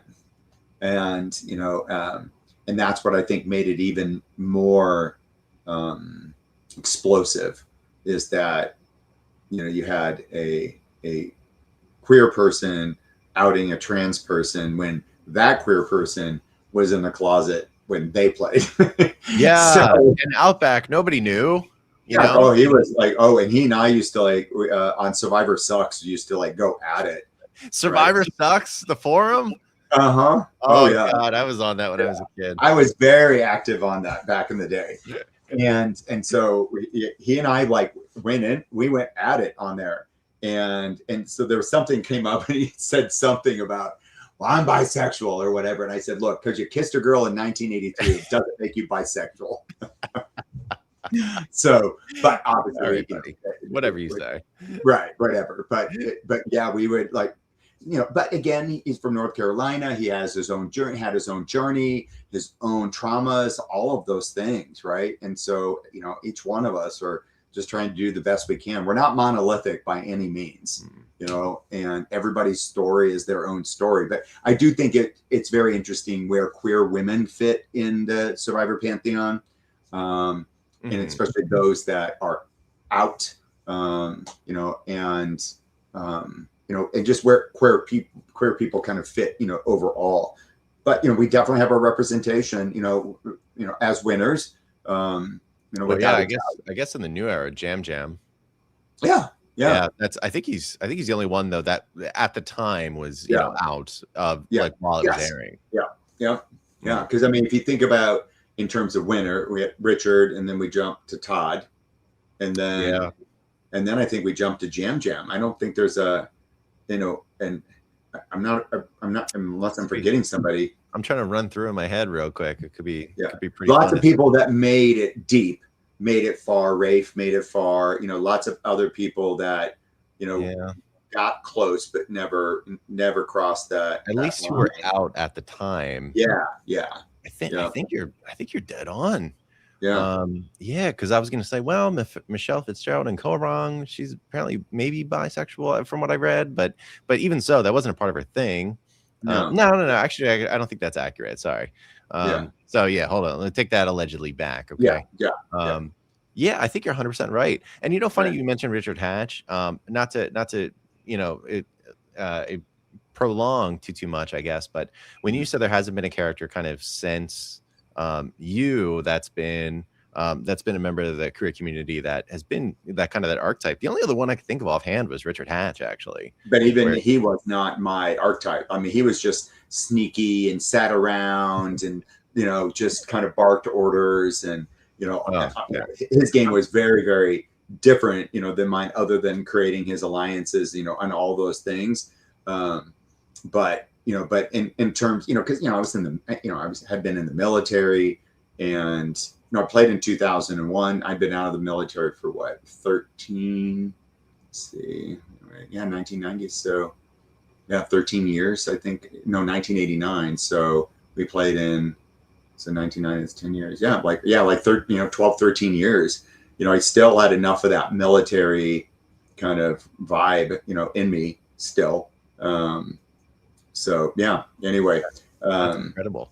So I have to ask, in the military, it's going to be a sharp turn from the discussion, because I think you gave an amazing answer to my question. It's a big question, so I appreciate that greatly. Sharp turn, I guess. In the military, is that where you learned that peeing on a sea urchin wound solve it? No, that actually came from the nursing side.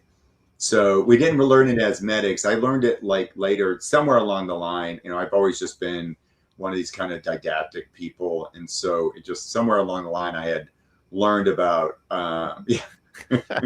little baby John. Look at that guy, he's a little baby. With my little Survivor tattoo that's still fully colored. Oh, good. It's still colored. Yeah, my mind is really it's faded. I guess it does. Wow. It's all just, it looks like one giant color. I'm probably going to get it redone and do something different on it, but yeah. There we are. Just getting my hand peed on. Just hey, at least I've got this. This, like, nobody has this in Survivor. Like, I invented coconut popcorn, and that has lasted all 45 seasons after me. They still make it to this day. And I mean, and you could also add this. I know this is not a good one, but I mean, you were kind of the centerpiece of arguably like the beginning of like modern hardcore gameplay. Like this moment here when, you know, like Nalia and Pascal are like, listen, they're never truly gonna let us get in. So we need to flip to the other folks, because that really hadn't happened before. No, it's I tell you, I'm a new school player in an old school body. And like, so looking at that, like, even obviously you were in it, but looking back, you're like, oh my God, everyone should do that all the time. Yeah, of course. Yeah, John knows. Johnny Cakes knows. Absolutely. Yeah. Oh, yeah. Kind of going along with would be, you know, I mean, I if I was out there, you know, obviously being an older player and all that, my game would be very different. You know, obviously than just like in your face, because I'm just, you know, I'm some of these kids' grandparents' age at this point in time, which blows my mind away. But you can chill on the hammock with Cirie, man, just watching it all unfold. Be all about that. Well, you know, funny enough, so related to the coconut challenge as well. Is, I mean, obviously there's a big thing where, you know, ultimately ends up getting voted out and Aaliyah Pascal's, you know, swapping everything. But season 50, Hands of the Fans, we're looking for things that are going to make fans really happy. We're paying homage to 49 seasons before. Why the hell are they not doing a challenge like the coconut chopping challenge?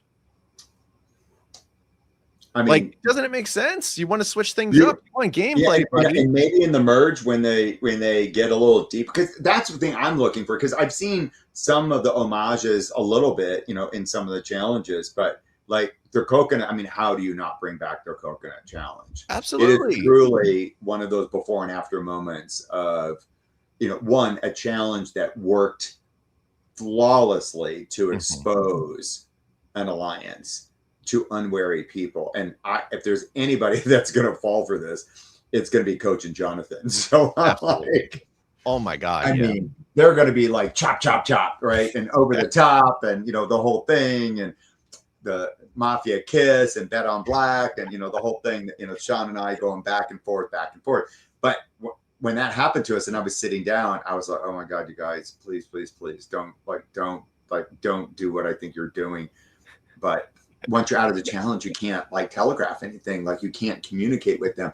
And they were just on bloodlust, you know, and just literally chopped them all out, just as we had talked about. And that's what we need some of that. And you know what? People will say like they figured this challenge out a long time ago. I think it was San Juan del Sur. They eventually, it was for a reward though. It wasn't for immunity. It was for a reward where they basically were like one alliance kind of got the upper hand and they just decided who was going to get the reward. They were like, all right, let's talk amongst ourselves who we're going to chop next and who we're going to give it to. And Jeff got pissed off and he said, so you all aren't going to play it as I asked? Okay, how about we just end this charade and you just pick? Which I thought was a good spicy Jeff moment. But the people, I don't think they've done it since then, but this is a new era. You can change it up. Jeff changes things all the time. He changes the option to have repercussions. Why wouldn't you end up putting a different one? Like maybe you lose a vote or something for the first one out or something. Like make it matter, and you can definitely do it again. Yeah. Oh yeah, you could. I mean, it's such a good challenge. But again, you mix it up and you give different punishments that are along with it, right? And so it, you know, but again, I don't know how many of these players are going to even remember the coconut challenge, right? Like how many of them are true super fans that are going to remember some of these things, right? I think for the fandom, they recognize how momentous that single challenge was, not only in changing the season, but that it did set the bar for how power alliances and sub alliances work together and not work together. So absolutely. And you know what? yeah. With hour and a half episodes, I think what a great opportunity to, if you do this, spend 45 seconds showing a flashback to that, where Yeah, that's why, and that was the other thing is I was really surprised that we didn't see that you had these long episodes that they've done a little bit here and there, but like nothing like significant like I thought that they might do. What little flashbacks to just showing, exactly, especially if you're going to do an homage to a challenge, just more of that. Or I'm hoping we're going to get a trivia type thing, because there was a season where I was a trivia question, and with my pierced belly button with the American flag. That's right. Wasn't that like the final 3 challenge or something? I don't know if it was final 3, but yeah, it was out there later, and suddenly I showed up as a trivia question. It's like great. Okay. And of course, if you're going to do trivia of great moments, how do you not bring up me getting my hand peed on? I have no idea. I mean, come on, like, how do you not like show that? And then on top of it, 45 minutes later, I get a crab splitting my finger in half and get sewed up on a rock. So I mean, I'm like, I found a way to get injured twice in an hour. You're a mess. Oh my god, there was like a challenge where we built the little rafts that we had to like steer, and I've got gauze all over all my fingers. Oh yeah, I remember that, because I don't know why I remember this as a kid. Is like Gabe's like, basically we're gonna make a pontoon boat. Yeah, exactly. Yeah, we're making a raft out of bamboo, and you had to tie it together, and but that was another one of those challenges that that we were smaller than them, but we were smarter than the other side. And so one of my roles was I would go almost all of the challenges we wanted, I think, except for one. I went and scouted, looked at what the challenge would be, and then came back and then put everybody in their spots and kind of walked through how we were going to do it.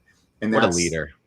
And so 15 days, we went, almost half the season without seeing Jeff. At that particular challenge, I remember I got everybody in position, but I made everybody get on their knees because I saw they were sitting on their butts, and your core is not like this. Your core is sitting, empowering and using it. So we got on, on our knees because we could move and have more power moving the boat. So it's just like little small things that we did. Like when we had the one with the rocks in the boat, it didn't get edited as cleanly, but I was saying, where's Gabe? Where's Gabe? Because I realized, stop going down individually. Let's go down together and let's tip the boat over.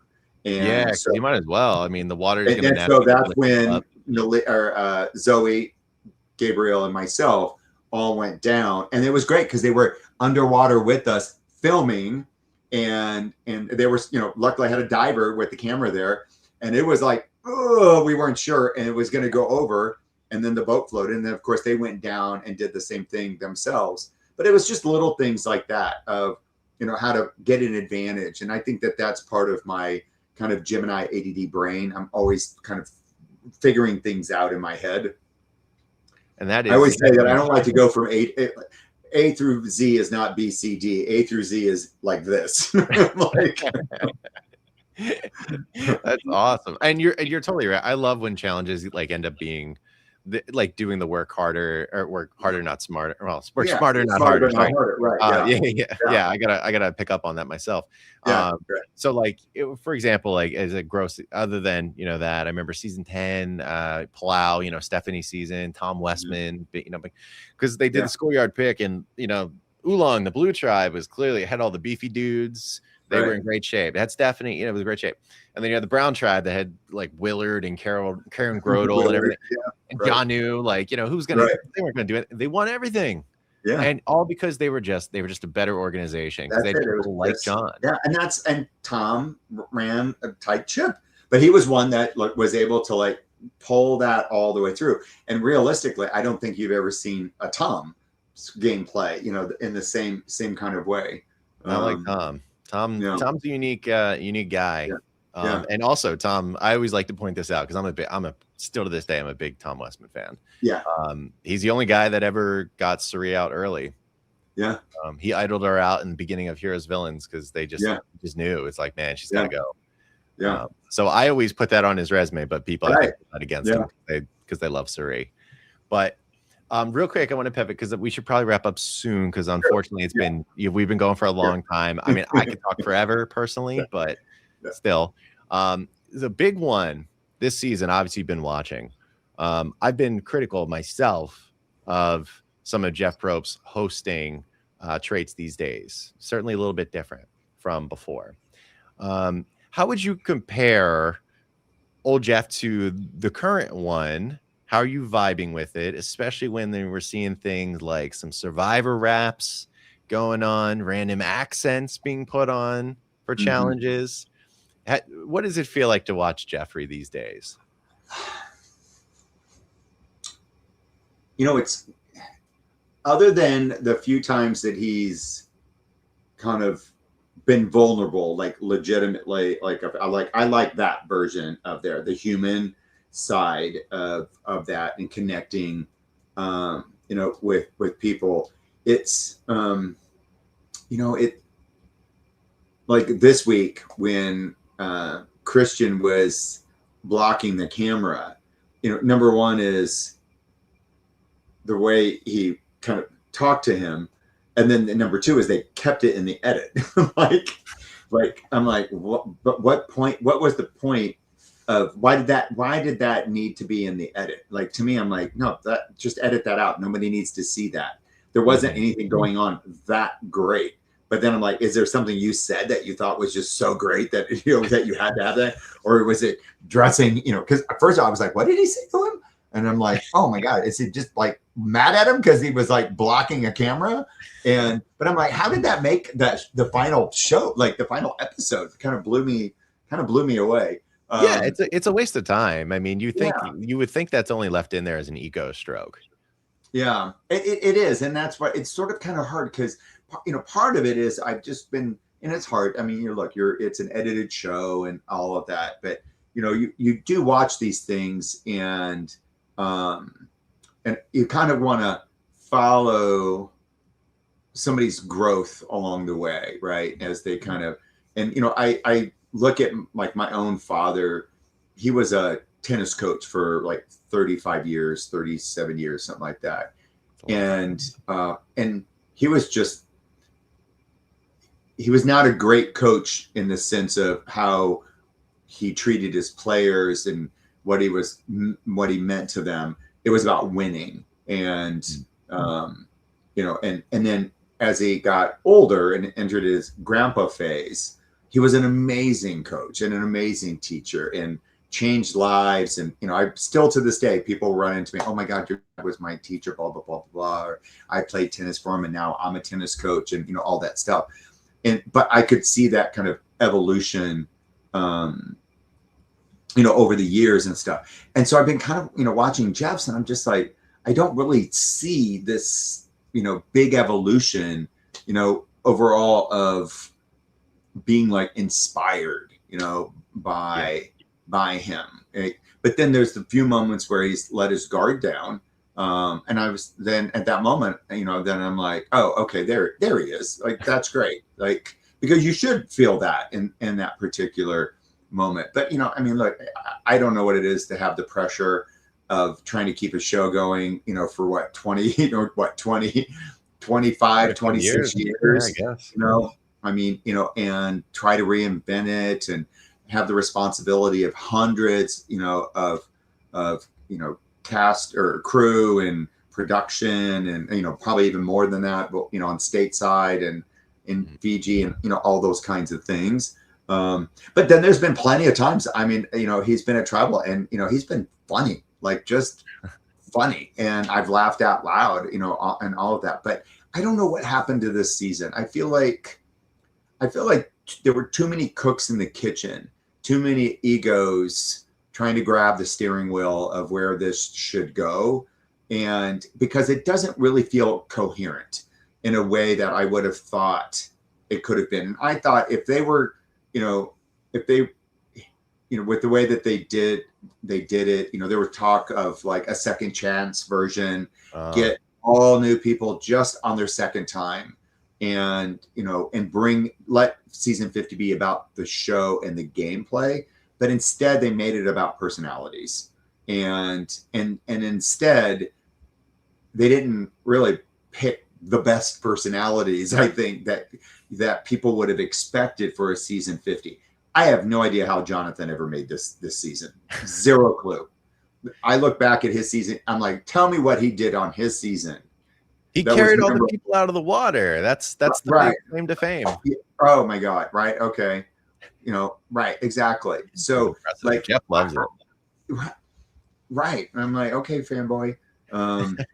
Right. I mean, but again, I look at it and just go, what did he bring to the table that Sean wouldn't have brought to the table, right? And in terms of the resume and obviously age difference, but again, I was just like, I was just looking at some of this and watching the show, and I mean, I felt like this episode at least had some really good energy, at least. Like the Jonathan and Dee situation. It harkened back to me fighting with Sean and Rob, on my season and all that. But what I didn't like was the way Jonathan was talking to Dee, and it was just felt very aggressive, like, and using the physicality, his physicality. I just didn't like it. I just felt uncomfortable. It felt icky. And then how many freaking haikus and busted haikus did we need to, and half the people watching don't even know what a fucking haiku is anyway. And was it 575? Right. I mean, they have no idea. Like, I mean, he was just saying a bunch of words, and then, I mean, the best part would have been if they just would have just left the one where he was haikuing himself and they were witnessing it from afar. Now that was funny. That was so good. I was dying. Right. But that's all we needed. We didn't need to waste our time. Like, there wasn't some strategy going on anywhere else, but you had to show us this haikuathon of somebody who doesn't even know how to do one and is not good at it. Right. I mean, there's no poet laureate happening there. So I'm like, would Coach benefit from ayahuasca?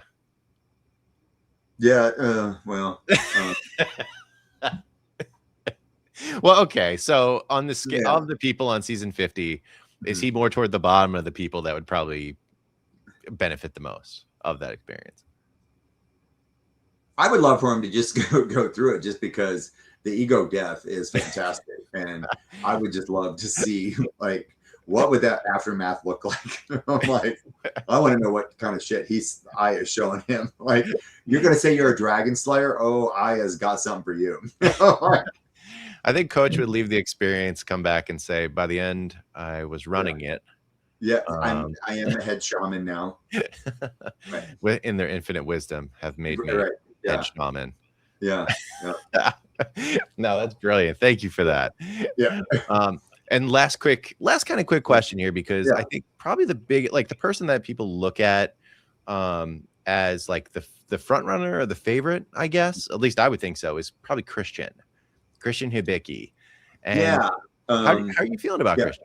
Well, so because I'm on this writing journey, and I've been doing this for the last few years, and matter of fact, when I started looking at storytelling with more discernment, really I focused on season 47 with Rachel's win. And so in storytelling, especially Hollywood storytelling, there's these different beats. We all know about, there's 3 acts, a beginning, middle, and an end.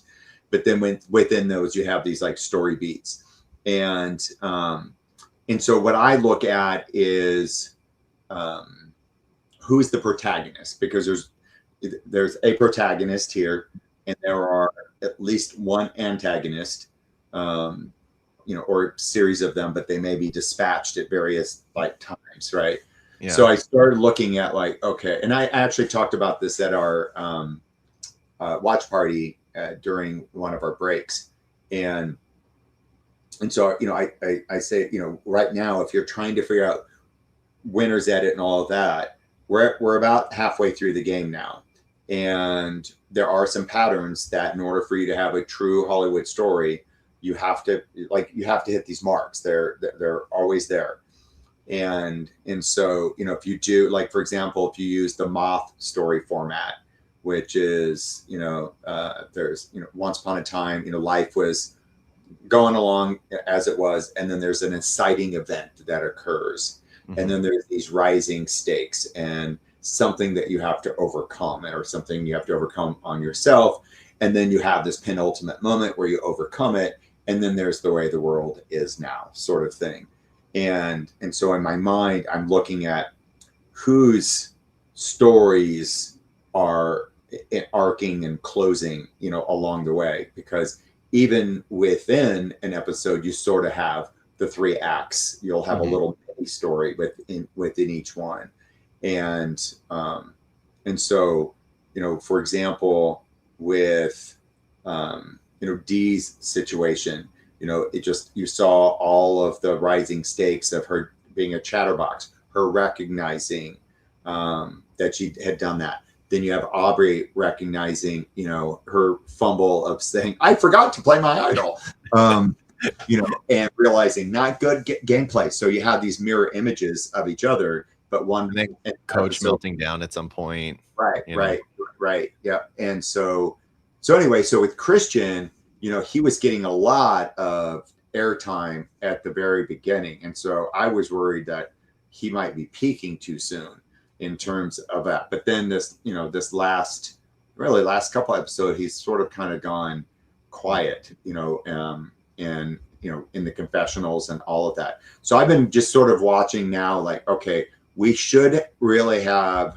some inciting events, some moment that changes. So if you think about Rachel's season, you know, she had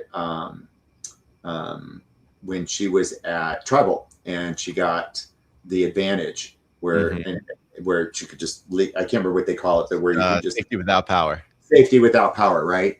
You know, that was just that's her whole game turned at that point. That was the moment, right? And she was about to be voted out. She was going to be voted out that night, and then suddenly this thing shows up, and then, you know, the rest of the game was going. I started thinking yesterday, Stephenie's story of just her loser story in the past, having that shoulder surgery, having a challenge, you know, being picked to go again randomly. She did not ask to go do that. Rachel did not ask for her, you know, that reward, that safety without power advantage. She didn't ask for it. It was Saul just gave it to her. Yeah, Saul just gave it to her. It was a gift, right? So literally the entire tribe, the merged group, like gave that to her. What that, you know, what that means or not. But again, I took note of it, of like, this is a potential moment where her game, because she had been pretty quiet up to this point. We really haven't seen a whole lot of her. So I thought, okay, I want to start watching her edit and where her game is going. I want to watch Christian's. I want to watch Aubry's and see where Riz got. So I've got a few of them that I've just sort of like, I feel like there's stuff brewing that could create, you know, some moments that might give us some clues where these characters, because they're all characters, right? Even though we are humans playing a reality game, we are a character. And I always tell everybody, if you're going to play the game, they're going to edit you backwards. So are you the protagonist, or did you go out early? Because if you went out early, you're not the protagonist. No. And so, you know that exact thing I always think about, because like obviously there's a big discussion about like the under editing of women this season. Yeah, that was really brought up in a big way, and I agreed. Like the last episode or two have been better. But I agreed. The only one I disagree with was actually Angelina. And the reason why is I kept telling everyone, I'm like, listen, I'm on board, but Angelina shouldn't have gotten a lot more edit because she didn't really have any impact. Right. Like, and if she did, she went further in the game, she probably would have gotten a much better edit. But like, why? And I don't spend all the time on everyone. Right. And so there is the whole argument about, you know, editing. And so in this case, the purpling of the women, you know, of the season. But I'm like, look, we're only at the halfway mark. And it may be that the guys were just taking a lot of focus and pulling a lot of, energy in that beginning. But we may see that it's a woman's game in the second half. And then we're going to see that the men get purpled, right? And so when you see a Jonathan and Coach get the energy and the aggressive energy there, I don't think that's a winner's edit for either one of them. And if it is, then we're going to see a very interesting edit for either one of them. I would agree with that, especially like Coach. I think we can probably safely say Coach is not winning, or he's going to be goated and then could sneak up, and pull something, off and surprise everybody with a great tribal performance. I don't think so, but that's hey, yeah, right. So no, that's not going down. Jonathan, I'm intrigued by though. Yeah, is he going to win? Probably not, but I think it's probably more likely he makes the final. Like he could make the finals, and people would not want to vote for him. I think you're right that the people you're probably looking at are like an Aubry's a good one. Right now, I know she's kind of low in the weeds, and she got a lot of flack last episode because the idol. Yeah. Which, by the way, what a failure on the Billy Idol mechanic. Now it can't boomerang to anyone. Genevieve got voted out, and she gave it to 2 people, so it can't come back. And now Aubry already played hers, so the Billie Eilish idol was pretty useless. Yeah. Anyway. So that, and Chrissy had a really good showing last episode. Not last episode, but the one before. Dee went out well, but now she's gone now. Tiffany's starting to pop out a little bit more in the edit. Like you're right. As it goes on, everyone's been looking at an incomplete story. You're right. They've only been up to the second act, basically. And now we get to see how it finishes, and that's exactly right. Because now you have to start somebody's because they'll do them, I think, in parallel tracks. Have to have the rising stakes now. Like we have to be building for like something, right? And so there's going to have to be some penultimate moments of where they're learning something about themselves or learning how to overcome whatever. I think Aubry has a great story that they paralleled her mistake with Dee's, but Dee's was fatal. Aubry's wasn't. She cured her problem. Her number one enemy is gone and went with the blood moon. So there's really nobody like gunning for her directly, right? And then you've got these guys that are offering themselves up with their buffoonery and their aggressiveness. And it's going to be very easy to circle a group of people just to say, let them like do it. But then there's going to be others who are like, I want to use them as a shield. And I don't know that whole shield thing really all works out that well anymore in a new era because it's so immediate, and so transactional. So, but I think people are going to still put themselves into the guillotine. Like they're just going to do it themselves. Dee did that to herself. Like, I mean, she got messy, right? I talked about Riz's idol. Come on. Yeah. And Emily's messy. Like, right? But I love Emily. I do too. I am like Emily is flipping and flapping, all through this game. And I mean, she is destroying, like, she's like the sweet, unassuming, nerdy Abby Maria. Like she's a one woman wrecking crew, but without all of the, the vitriol and the kind of heated moments, right?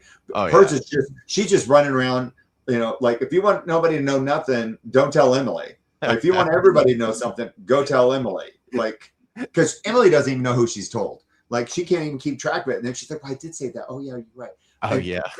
But at some point, that's going to cost her. Like, they're going to get to the point when you get to 5, 7, and 5, that people are going to be like, no, I want her to tighten that up only because I'll tell you, before they even went, they went out to play the game, I saw the league cast and I was like, I'm ready to put my stamp on it.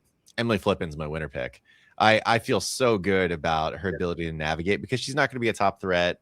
Right. But one thing I did not count on, John, was when I saw 45, I did not see a player that couldn't keep a secret. I actually thought it was the exact opposite. I thought she only didn't keep a secret when it was like a move that had to be made. Right. But this season, she's a blabberjaws. She's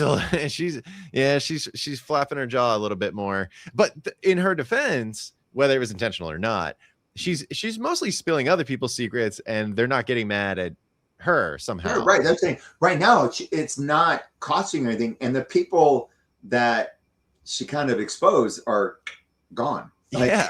Right. I mean, it's and it's also, it'd be different if she was the only person they told, right? Yep. And then they could source it all the way back. But the problem is that it's like, well, I told her, okay, did you tell anybody else? No. Well, yes, I did. I don't. Who else? Well, these two other people. Like, okay, was there anybody else? No, it was just those three. No, I'm sorry. I told two other people. No, I have told 5 people. I'm like, telling people, just keep your mouth, like, number one rule. And Riz, I'm just loving this dude because he's sitting in the background going, these people are insane. Like, they're just, and Cirie and him, and unless the edit is going to betray us, like, it's like, oh, you know, and it's very realistic that Cirie and Rizzo could end up. Cirie, I don't want to leave Ozzy out. Cirie, Rizzo, and Ozzy could ride this to like Final 5. Yeah, and I just, you know, Ozzy wants to come in with the strategic game. I hope he pulls one out. At least Jonathan, like he said, I'm gonna like do it, but I mean, his pendulum swung so far the other way. It, like, you know, he took the pendulum and turned it into a freaking club and just started beating everybody over the head with it. And well, Jonathan spends a lot of time with Boston Rob these days. Yeah, well, yeah, you wonder if he picked up anything. I mean, you definitely get like 2002, you know, Boston Rob, you know, kind of vibes there. A little Redemption Island, you know, in the mix as well. But yeah, absolutely. I mean, there's it's shaping up to be really well. I like Rizzo. I thought he was cooked immediately. But, you know, that's the beauty of winning early on. I mean, I guess there's the positive and negative. The negative is that means you really don't know who's with who until, you know, you put votes in the urn. But the positive is you can avoid votes early on enough time to build those relationships. Yeah, and exactly. Like Rizzo probably would have been gone if they had to go the first vote. But, and luckily there are so many people there. Like, your memory has to be short because so many conversations. The difference is that there are people that are literally not talking to each other, right? And you start that starts to like emerge. Like, well, you haven't talked game with me, and you can definitely see kind of the factions separating, and then this like the middle group. I believe a woman's going to win this season. I just, my gut is telling me a woman is going to win. I'm feeling that too, because like going on to the Christian thing, I feels like he's the main character, but I also feel like he's that character who's gonna lose at the end, you know, like go like final 4 and lose that fire or something. I just think that there was just too much Christian at the beginning of all of this. And yeah, so it's gonna be very interesting to see. And then there's like little things that are behind. I'm starting to pick up little pieces of just certain characters or people that were kind of annoying other people and things like that. And those things start to like build, right? And so we might not see it in the edit, but you know, if there's stuff that's going on behind the scenes, like Devens and him are attached to the hip. People are gonna, you know, they're gonna figure that out, and you know, they're gonna be a duo, and so they're gonna want to split that duo up. Absolutely. And I still can't figure out, I mean, they must be doing a good job. I don't know how like everyone doesn't know that and doesn't care. I think right now it's just there's so many numbers, right? It's like not a big threat, but suddenly you get to 9 or 7, and then the people are going to like be paying attention. Cirie is going to pay attention to that. Like, you know, I mean, she's, you know, darn well in that little hammock, Mama is just scoping the territory. And she's like just reading the room, and you know, just figuring like she's at a cookout, and she knows who's gossiping, who's talking about, you know, swapping numbers. Remember how she clocked Stephenie this past episode? Immediately was like, all right, I believe you. Well, you could be blind and still figure that out. Like, Stephenie was the worst liar. I'm like, I want to play poker with her all the time. Stephenie's a terrible liar. And that's the one thing, like, Stephenie's a legend, but she was never a legend for being an amazing game player. And I know she got to the finals in Guatemala, but like, if Steph goes out to win, it's because she's going to do very well in the immunity challenges, and pulls off a few. I could see if she is able to do that and bring that kind of cred in. But right now, you haven't seen any gameplay out of her. Like, she's been in the room, with people talking about it, but I've not seen anything where she's leading the charge. And so that kind of leads me, I'm like, oh, something else is going to have to go.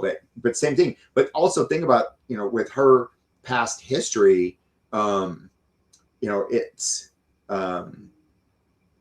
she survived, on her tribe. So she's, Becca Oolong and Palau. Yeah. So she knows how tribe dynamics work. I mean, she survived. She was the lone member of her tribe when it was all, said and done. So it's not like she doesn't know how to, navigate her way, through there. But yeah, right now there isn't a obvious winners edit coming through. I definitely see lanes opening up. I think Aubry's, in terms of getting to the end, Aubry seems like a pretty good lane because she got rid of the idol and she's essentially not a threat in the challenges. And, as long as she's got safety in numbers, like, she could ride this out because just nobody's going to want to just get rid of her. I agree. I don't think there's an obvious reason, to do that. I think if somebody was going to say, hey, Aubry or Stephenie, well, I think you go after Stephenie just because she's, a beast, and could protect herself. And then suddenly you can't vote her out because of what she's done. So yeah, it's going to be very interesting to see, but these next 2 episodes are going to be huge for sure. We're going to definitely get a pool of, it's definitely coming out of this group. And that's the way it was. Like, when I was doing Rachel's thing, I definitely had her number 1. I had Genevieve up there. I had Sam number 1 during 47. Yep. Sam, I think I had like 2nd, 3rd, somewhere in there. I think once we got to the final 8 or 9, I was like, I think we need to start looking at Andy. Yeah. And Andy definitely, but then he got messy. And yep. And so then, and ego, and what's crazy is I'm a huge Heated Rivalry fan. And if you got Andy a haircut and didn't have that long hair, he is giving so much Shane Hudson or Hudson Williams and Shane from Heated Rivalry. It's crazy. I've seen like clips of Andy and I'm like, oh man, like, you cut his hair. He could be his brother. Like, that's crazy. Andy's obsessed with his hair too. Yeah. I mean, one time I met him, and that was cool. I was like, man, he's got great hair. Because I never had hair as good as his, but I always liked really long hair. And I actually recapped with Sue from 47, Sue Smay. And she was like, oh, Andy, he would just like roll out of the camp here, and his hair looked beautiful all the time. It's ridiculous. That's so funny. No, he's incredible. I love Sue. I definitely was giving her some shit though in my writing of being, what was her 49 or whatever?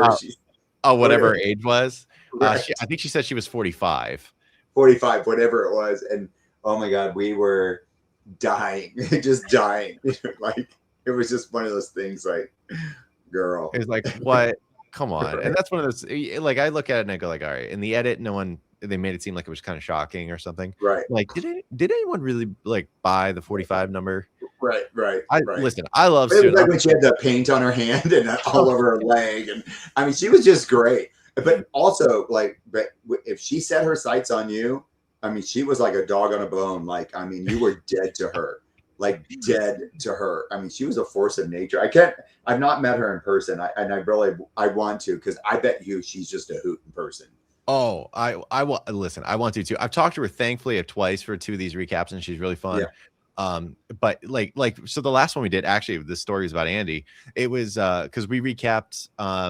Basically, it was right after Mike White was voted out, where Ozzy felt betrayed and he was annoyed, and Christian was like, Ozzy's being a baby, that he got blindsided or whatever. And I said, Sue, you've been blindsided in your game. Like, Gabe got voted out, Caroline got voted out. How did you take it? Sue was like, oh, we got back to camp that night, and I walked right past Andy behind the shelter. I said, don't look at me. And then I just stood there and I yelled, fuck, to like echo throughout the island. She's like, no one better talk to me. Ozzy should be pissed off. And I was like, oh my God, Sue's incredible. Thank you for this. This is awesome. Oh, outstanding. But yes, as far as the winner equity, I think you're dead on. I think Aubry's slowly starting to creep up, but for me, like 48, this is when it got to like final 9 or 8, which we're a couple people off from that right now in 50. That's when I was like, I'm pretty sure Kyle's probably going to take this.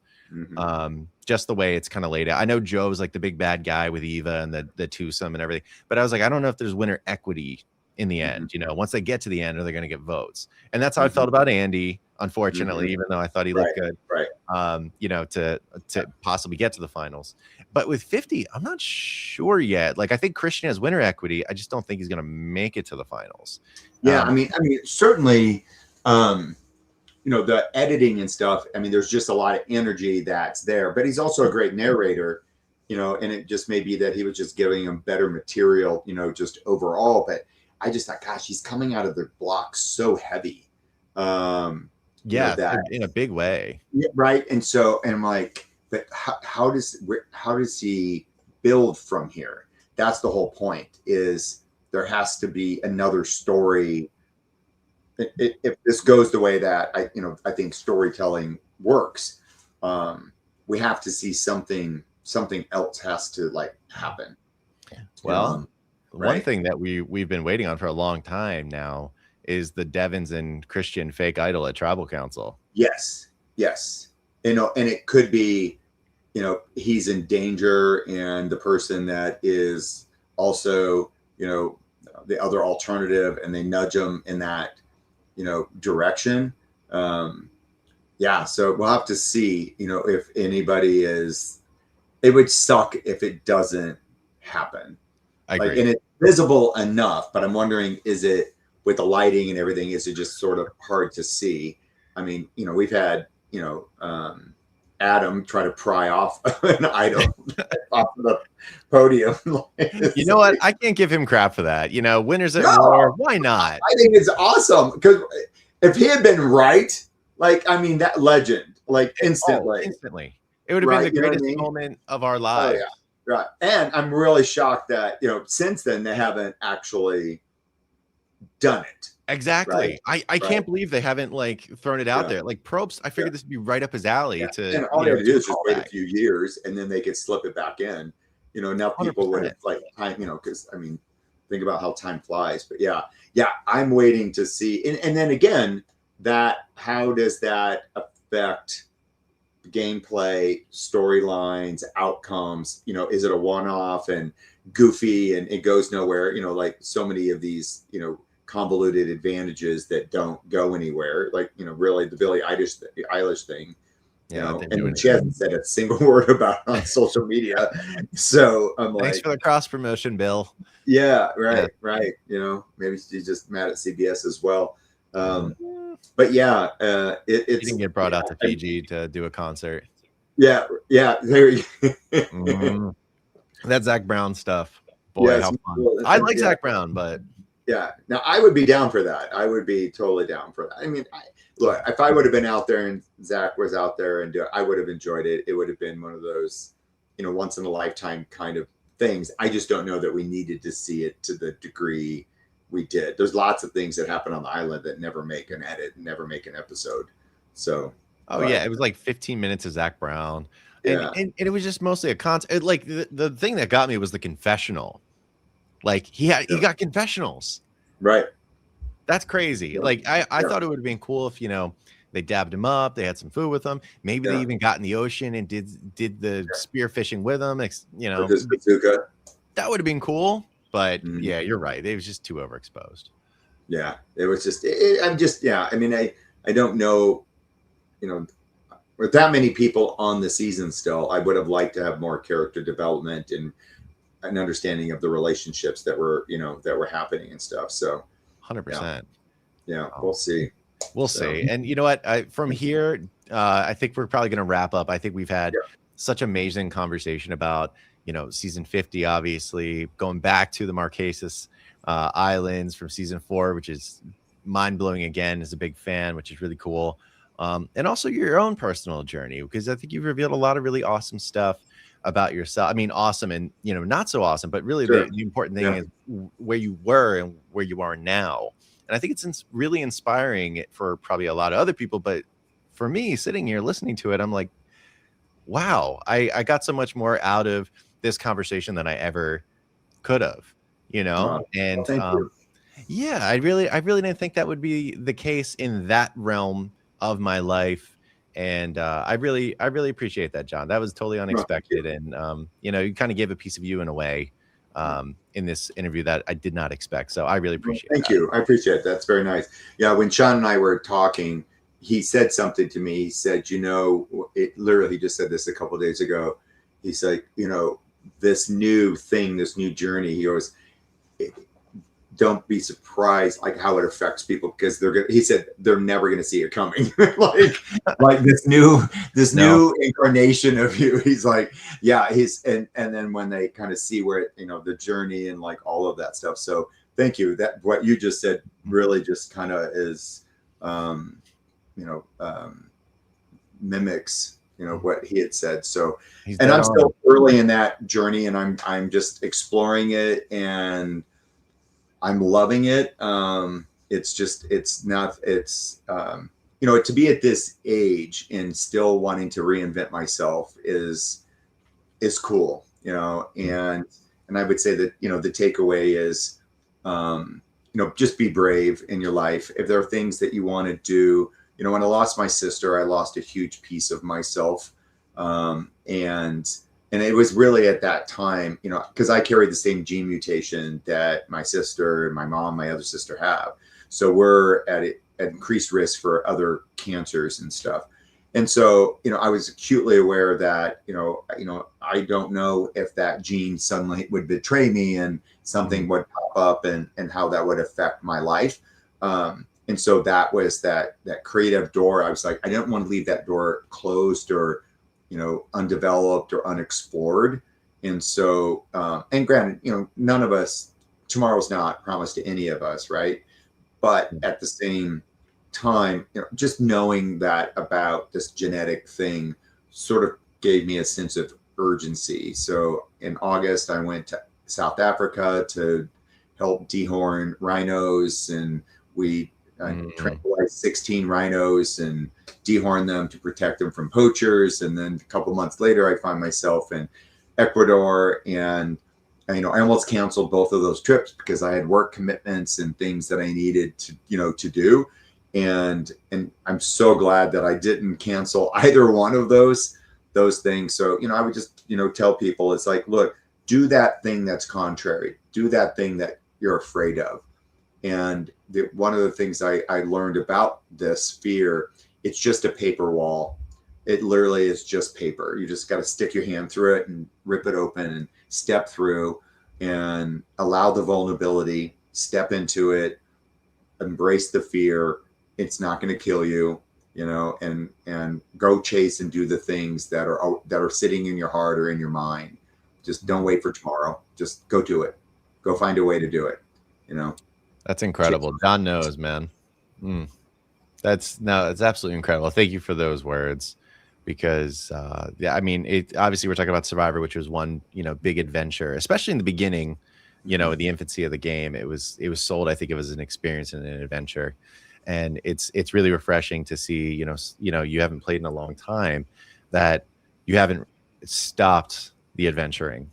This is a different phase. You're coming out of a different cocoon in life, you know? Yeah. And so much of what I get to do and have done has occurred and is because of my time on Survivor, and not only the doors that it opened and the paths that took me down, but going on this adventure, you know, and just still chasing that feeling of that adventure and putting yourself out there. Like, you know, here I am. It'll be 25 years that, you know, in November that we filmed our season. And I look at my other cast members, and so many of them keep reinventing themselves as well. I marvel at our fellow cast members and some of the things that they have gone on to do and pursue. And they're remarkable people, you know, in their own right. And so I'm inspired by them, you know, at the same time. like Tammy writing her book, you know, here I am trying to get out of the gates working on mine, and she went and did it, you know. Nalia owns her own food truck and that's right. Yeah, and she goes to Costa Rica multiple times, you know, and you know, just all of it. You know, we've just been so blessed that this show had come along and it changed all of our lives. And we've been a part of so many other lives that we never would have had that opportunity to be a part of, but for the show. I'm still doing it here with you almost 25 years later, which is incredible. It's crazy. You know, there's a phrase sometimes that I typically I don't really like pull out and reach, but if for some reason it feels like it's speaking to me right now after hearing so many things that you've said, and it's you know, sometimes the universe provides. Oh yeah. And I think that a lot of what you've said in basically in telling your story, you know, A to Z, that's how that's just kept ringing in the forefront of my mind as you discuss. And I said, it really has provided for John, and maybe even for myself sitting here absorbing and be able to hear this this inspirational story. So yeah, it's been very impactful, and I'm so glad this has been such a great journey for yourself. Yeah, and you know, and you know, with you doing the podcasts and doing all the stuff, you're giving, you know, exposure to other fans that might not, you know, one, don't know how to do a podcast, right, or don't have the ability technologically, or have a great conversational style like you do that makes it very easy to talk, you know, and do these kinds of things. But all of us have those things that are out there, whether you want to bake, whether you know, want to learn a language, whether you want to travel. Like, if it's in your heart and it's meant for you, the universe will conspire to make it happen. 100%. If it's not for you, then the universe won't make that happen for you. Right. And so, you know, but likely something else. I mean, ultimately doors will open. It's just a matter of you know, you open up, walk through. I mean, for sure. We put all these things on a cup and a t-shirt, because I literally tell people a door might not open, but a window will, and look for the breeze. That's what literally I tell them, like, look for the breeze. I like Where are the curtains moving? Like, get over there. Like, right. That's beautiful. I like that a lot. Okay. Yeah. Dang. So, oh, okay. well, again, thank you, John. I really appreciate it. We've been talking a lot, and obviously, again, I could yap for ages, but there's a point where, you know, everyone needs to take a break and just kind of absorb some of the cool stuff that we've discussed tonight. So again, and when the show airs and we go through that, I'll come back and we'll talk about that show. Oh, that sounds fantastic. Yeah, man, I appreciate that so much, because it's mind blowing, because I randomly we talked about sliding in DMs earlier, like an hour ago. And randomly messaged John. I was just like, listen, this was the guy. Like, again, I was a huge Marquesas fan. I was like, he was kind of the badass around Marquesas, in my opinion. So chances are he's probably not going to respond. Who knows? And then he did. And now that we've had this really awesome conversation, I'm like, this couldn't have been better. And the fact that you're talking about coming back again so we can chat about your awesome experience. Let's do it. Let's roll. You definitely I want you to hear about that, because you never know, you might just find yourself in Ecuador exploring ayahuasca and busting open some new door of creativity or opportunity. So you never know. Absolutely. Because I the reason why this channel exists in the weird, some degree, creativity that it does is because for the most part, I'm not terribly afraid of doing that stuff, but I have my own creative limitations, or blocks that some would call them, which you don't any longer. And my own paper walls, and you were talking about this, have me being very introspective during it. And who knows? Yeah, you never know. You never know.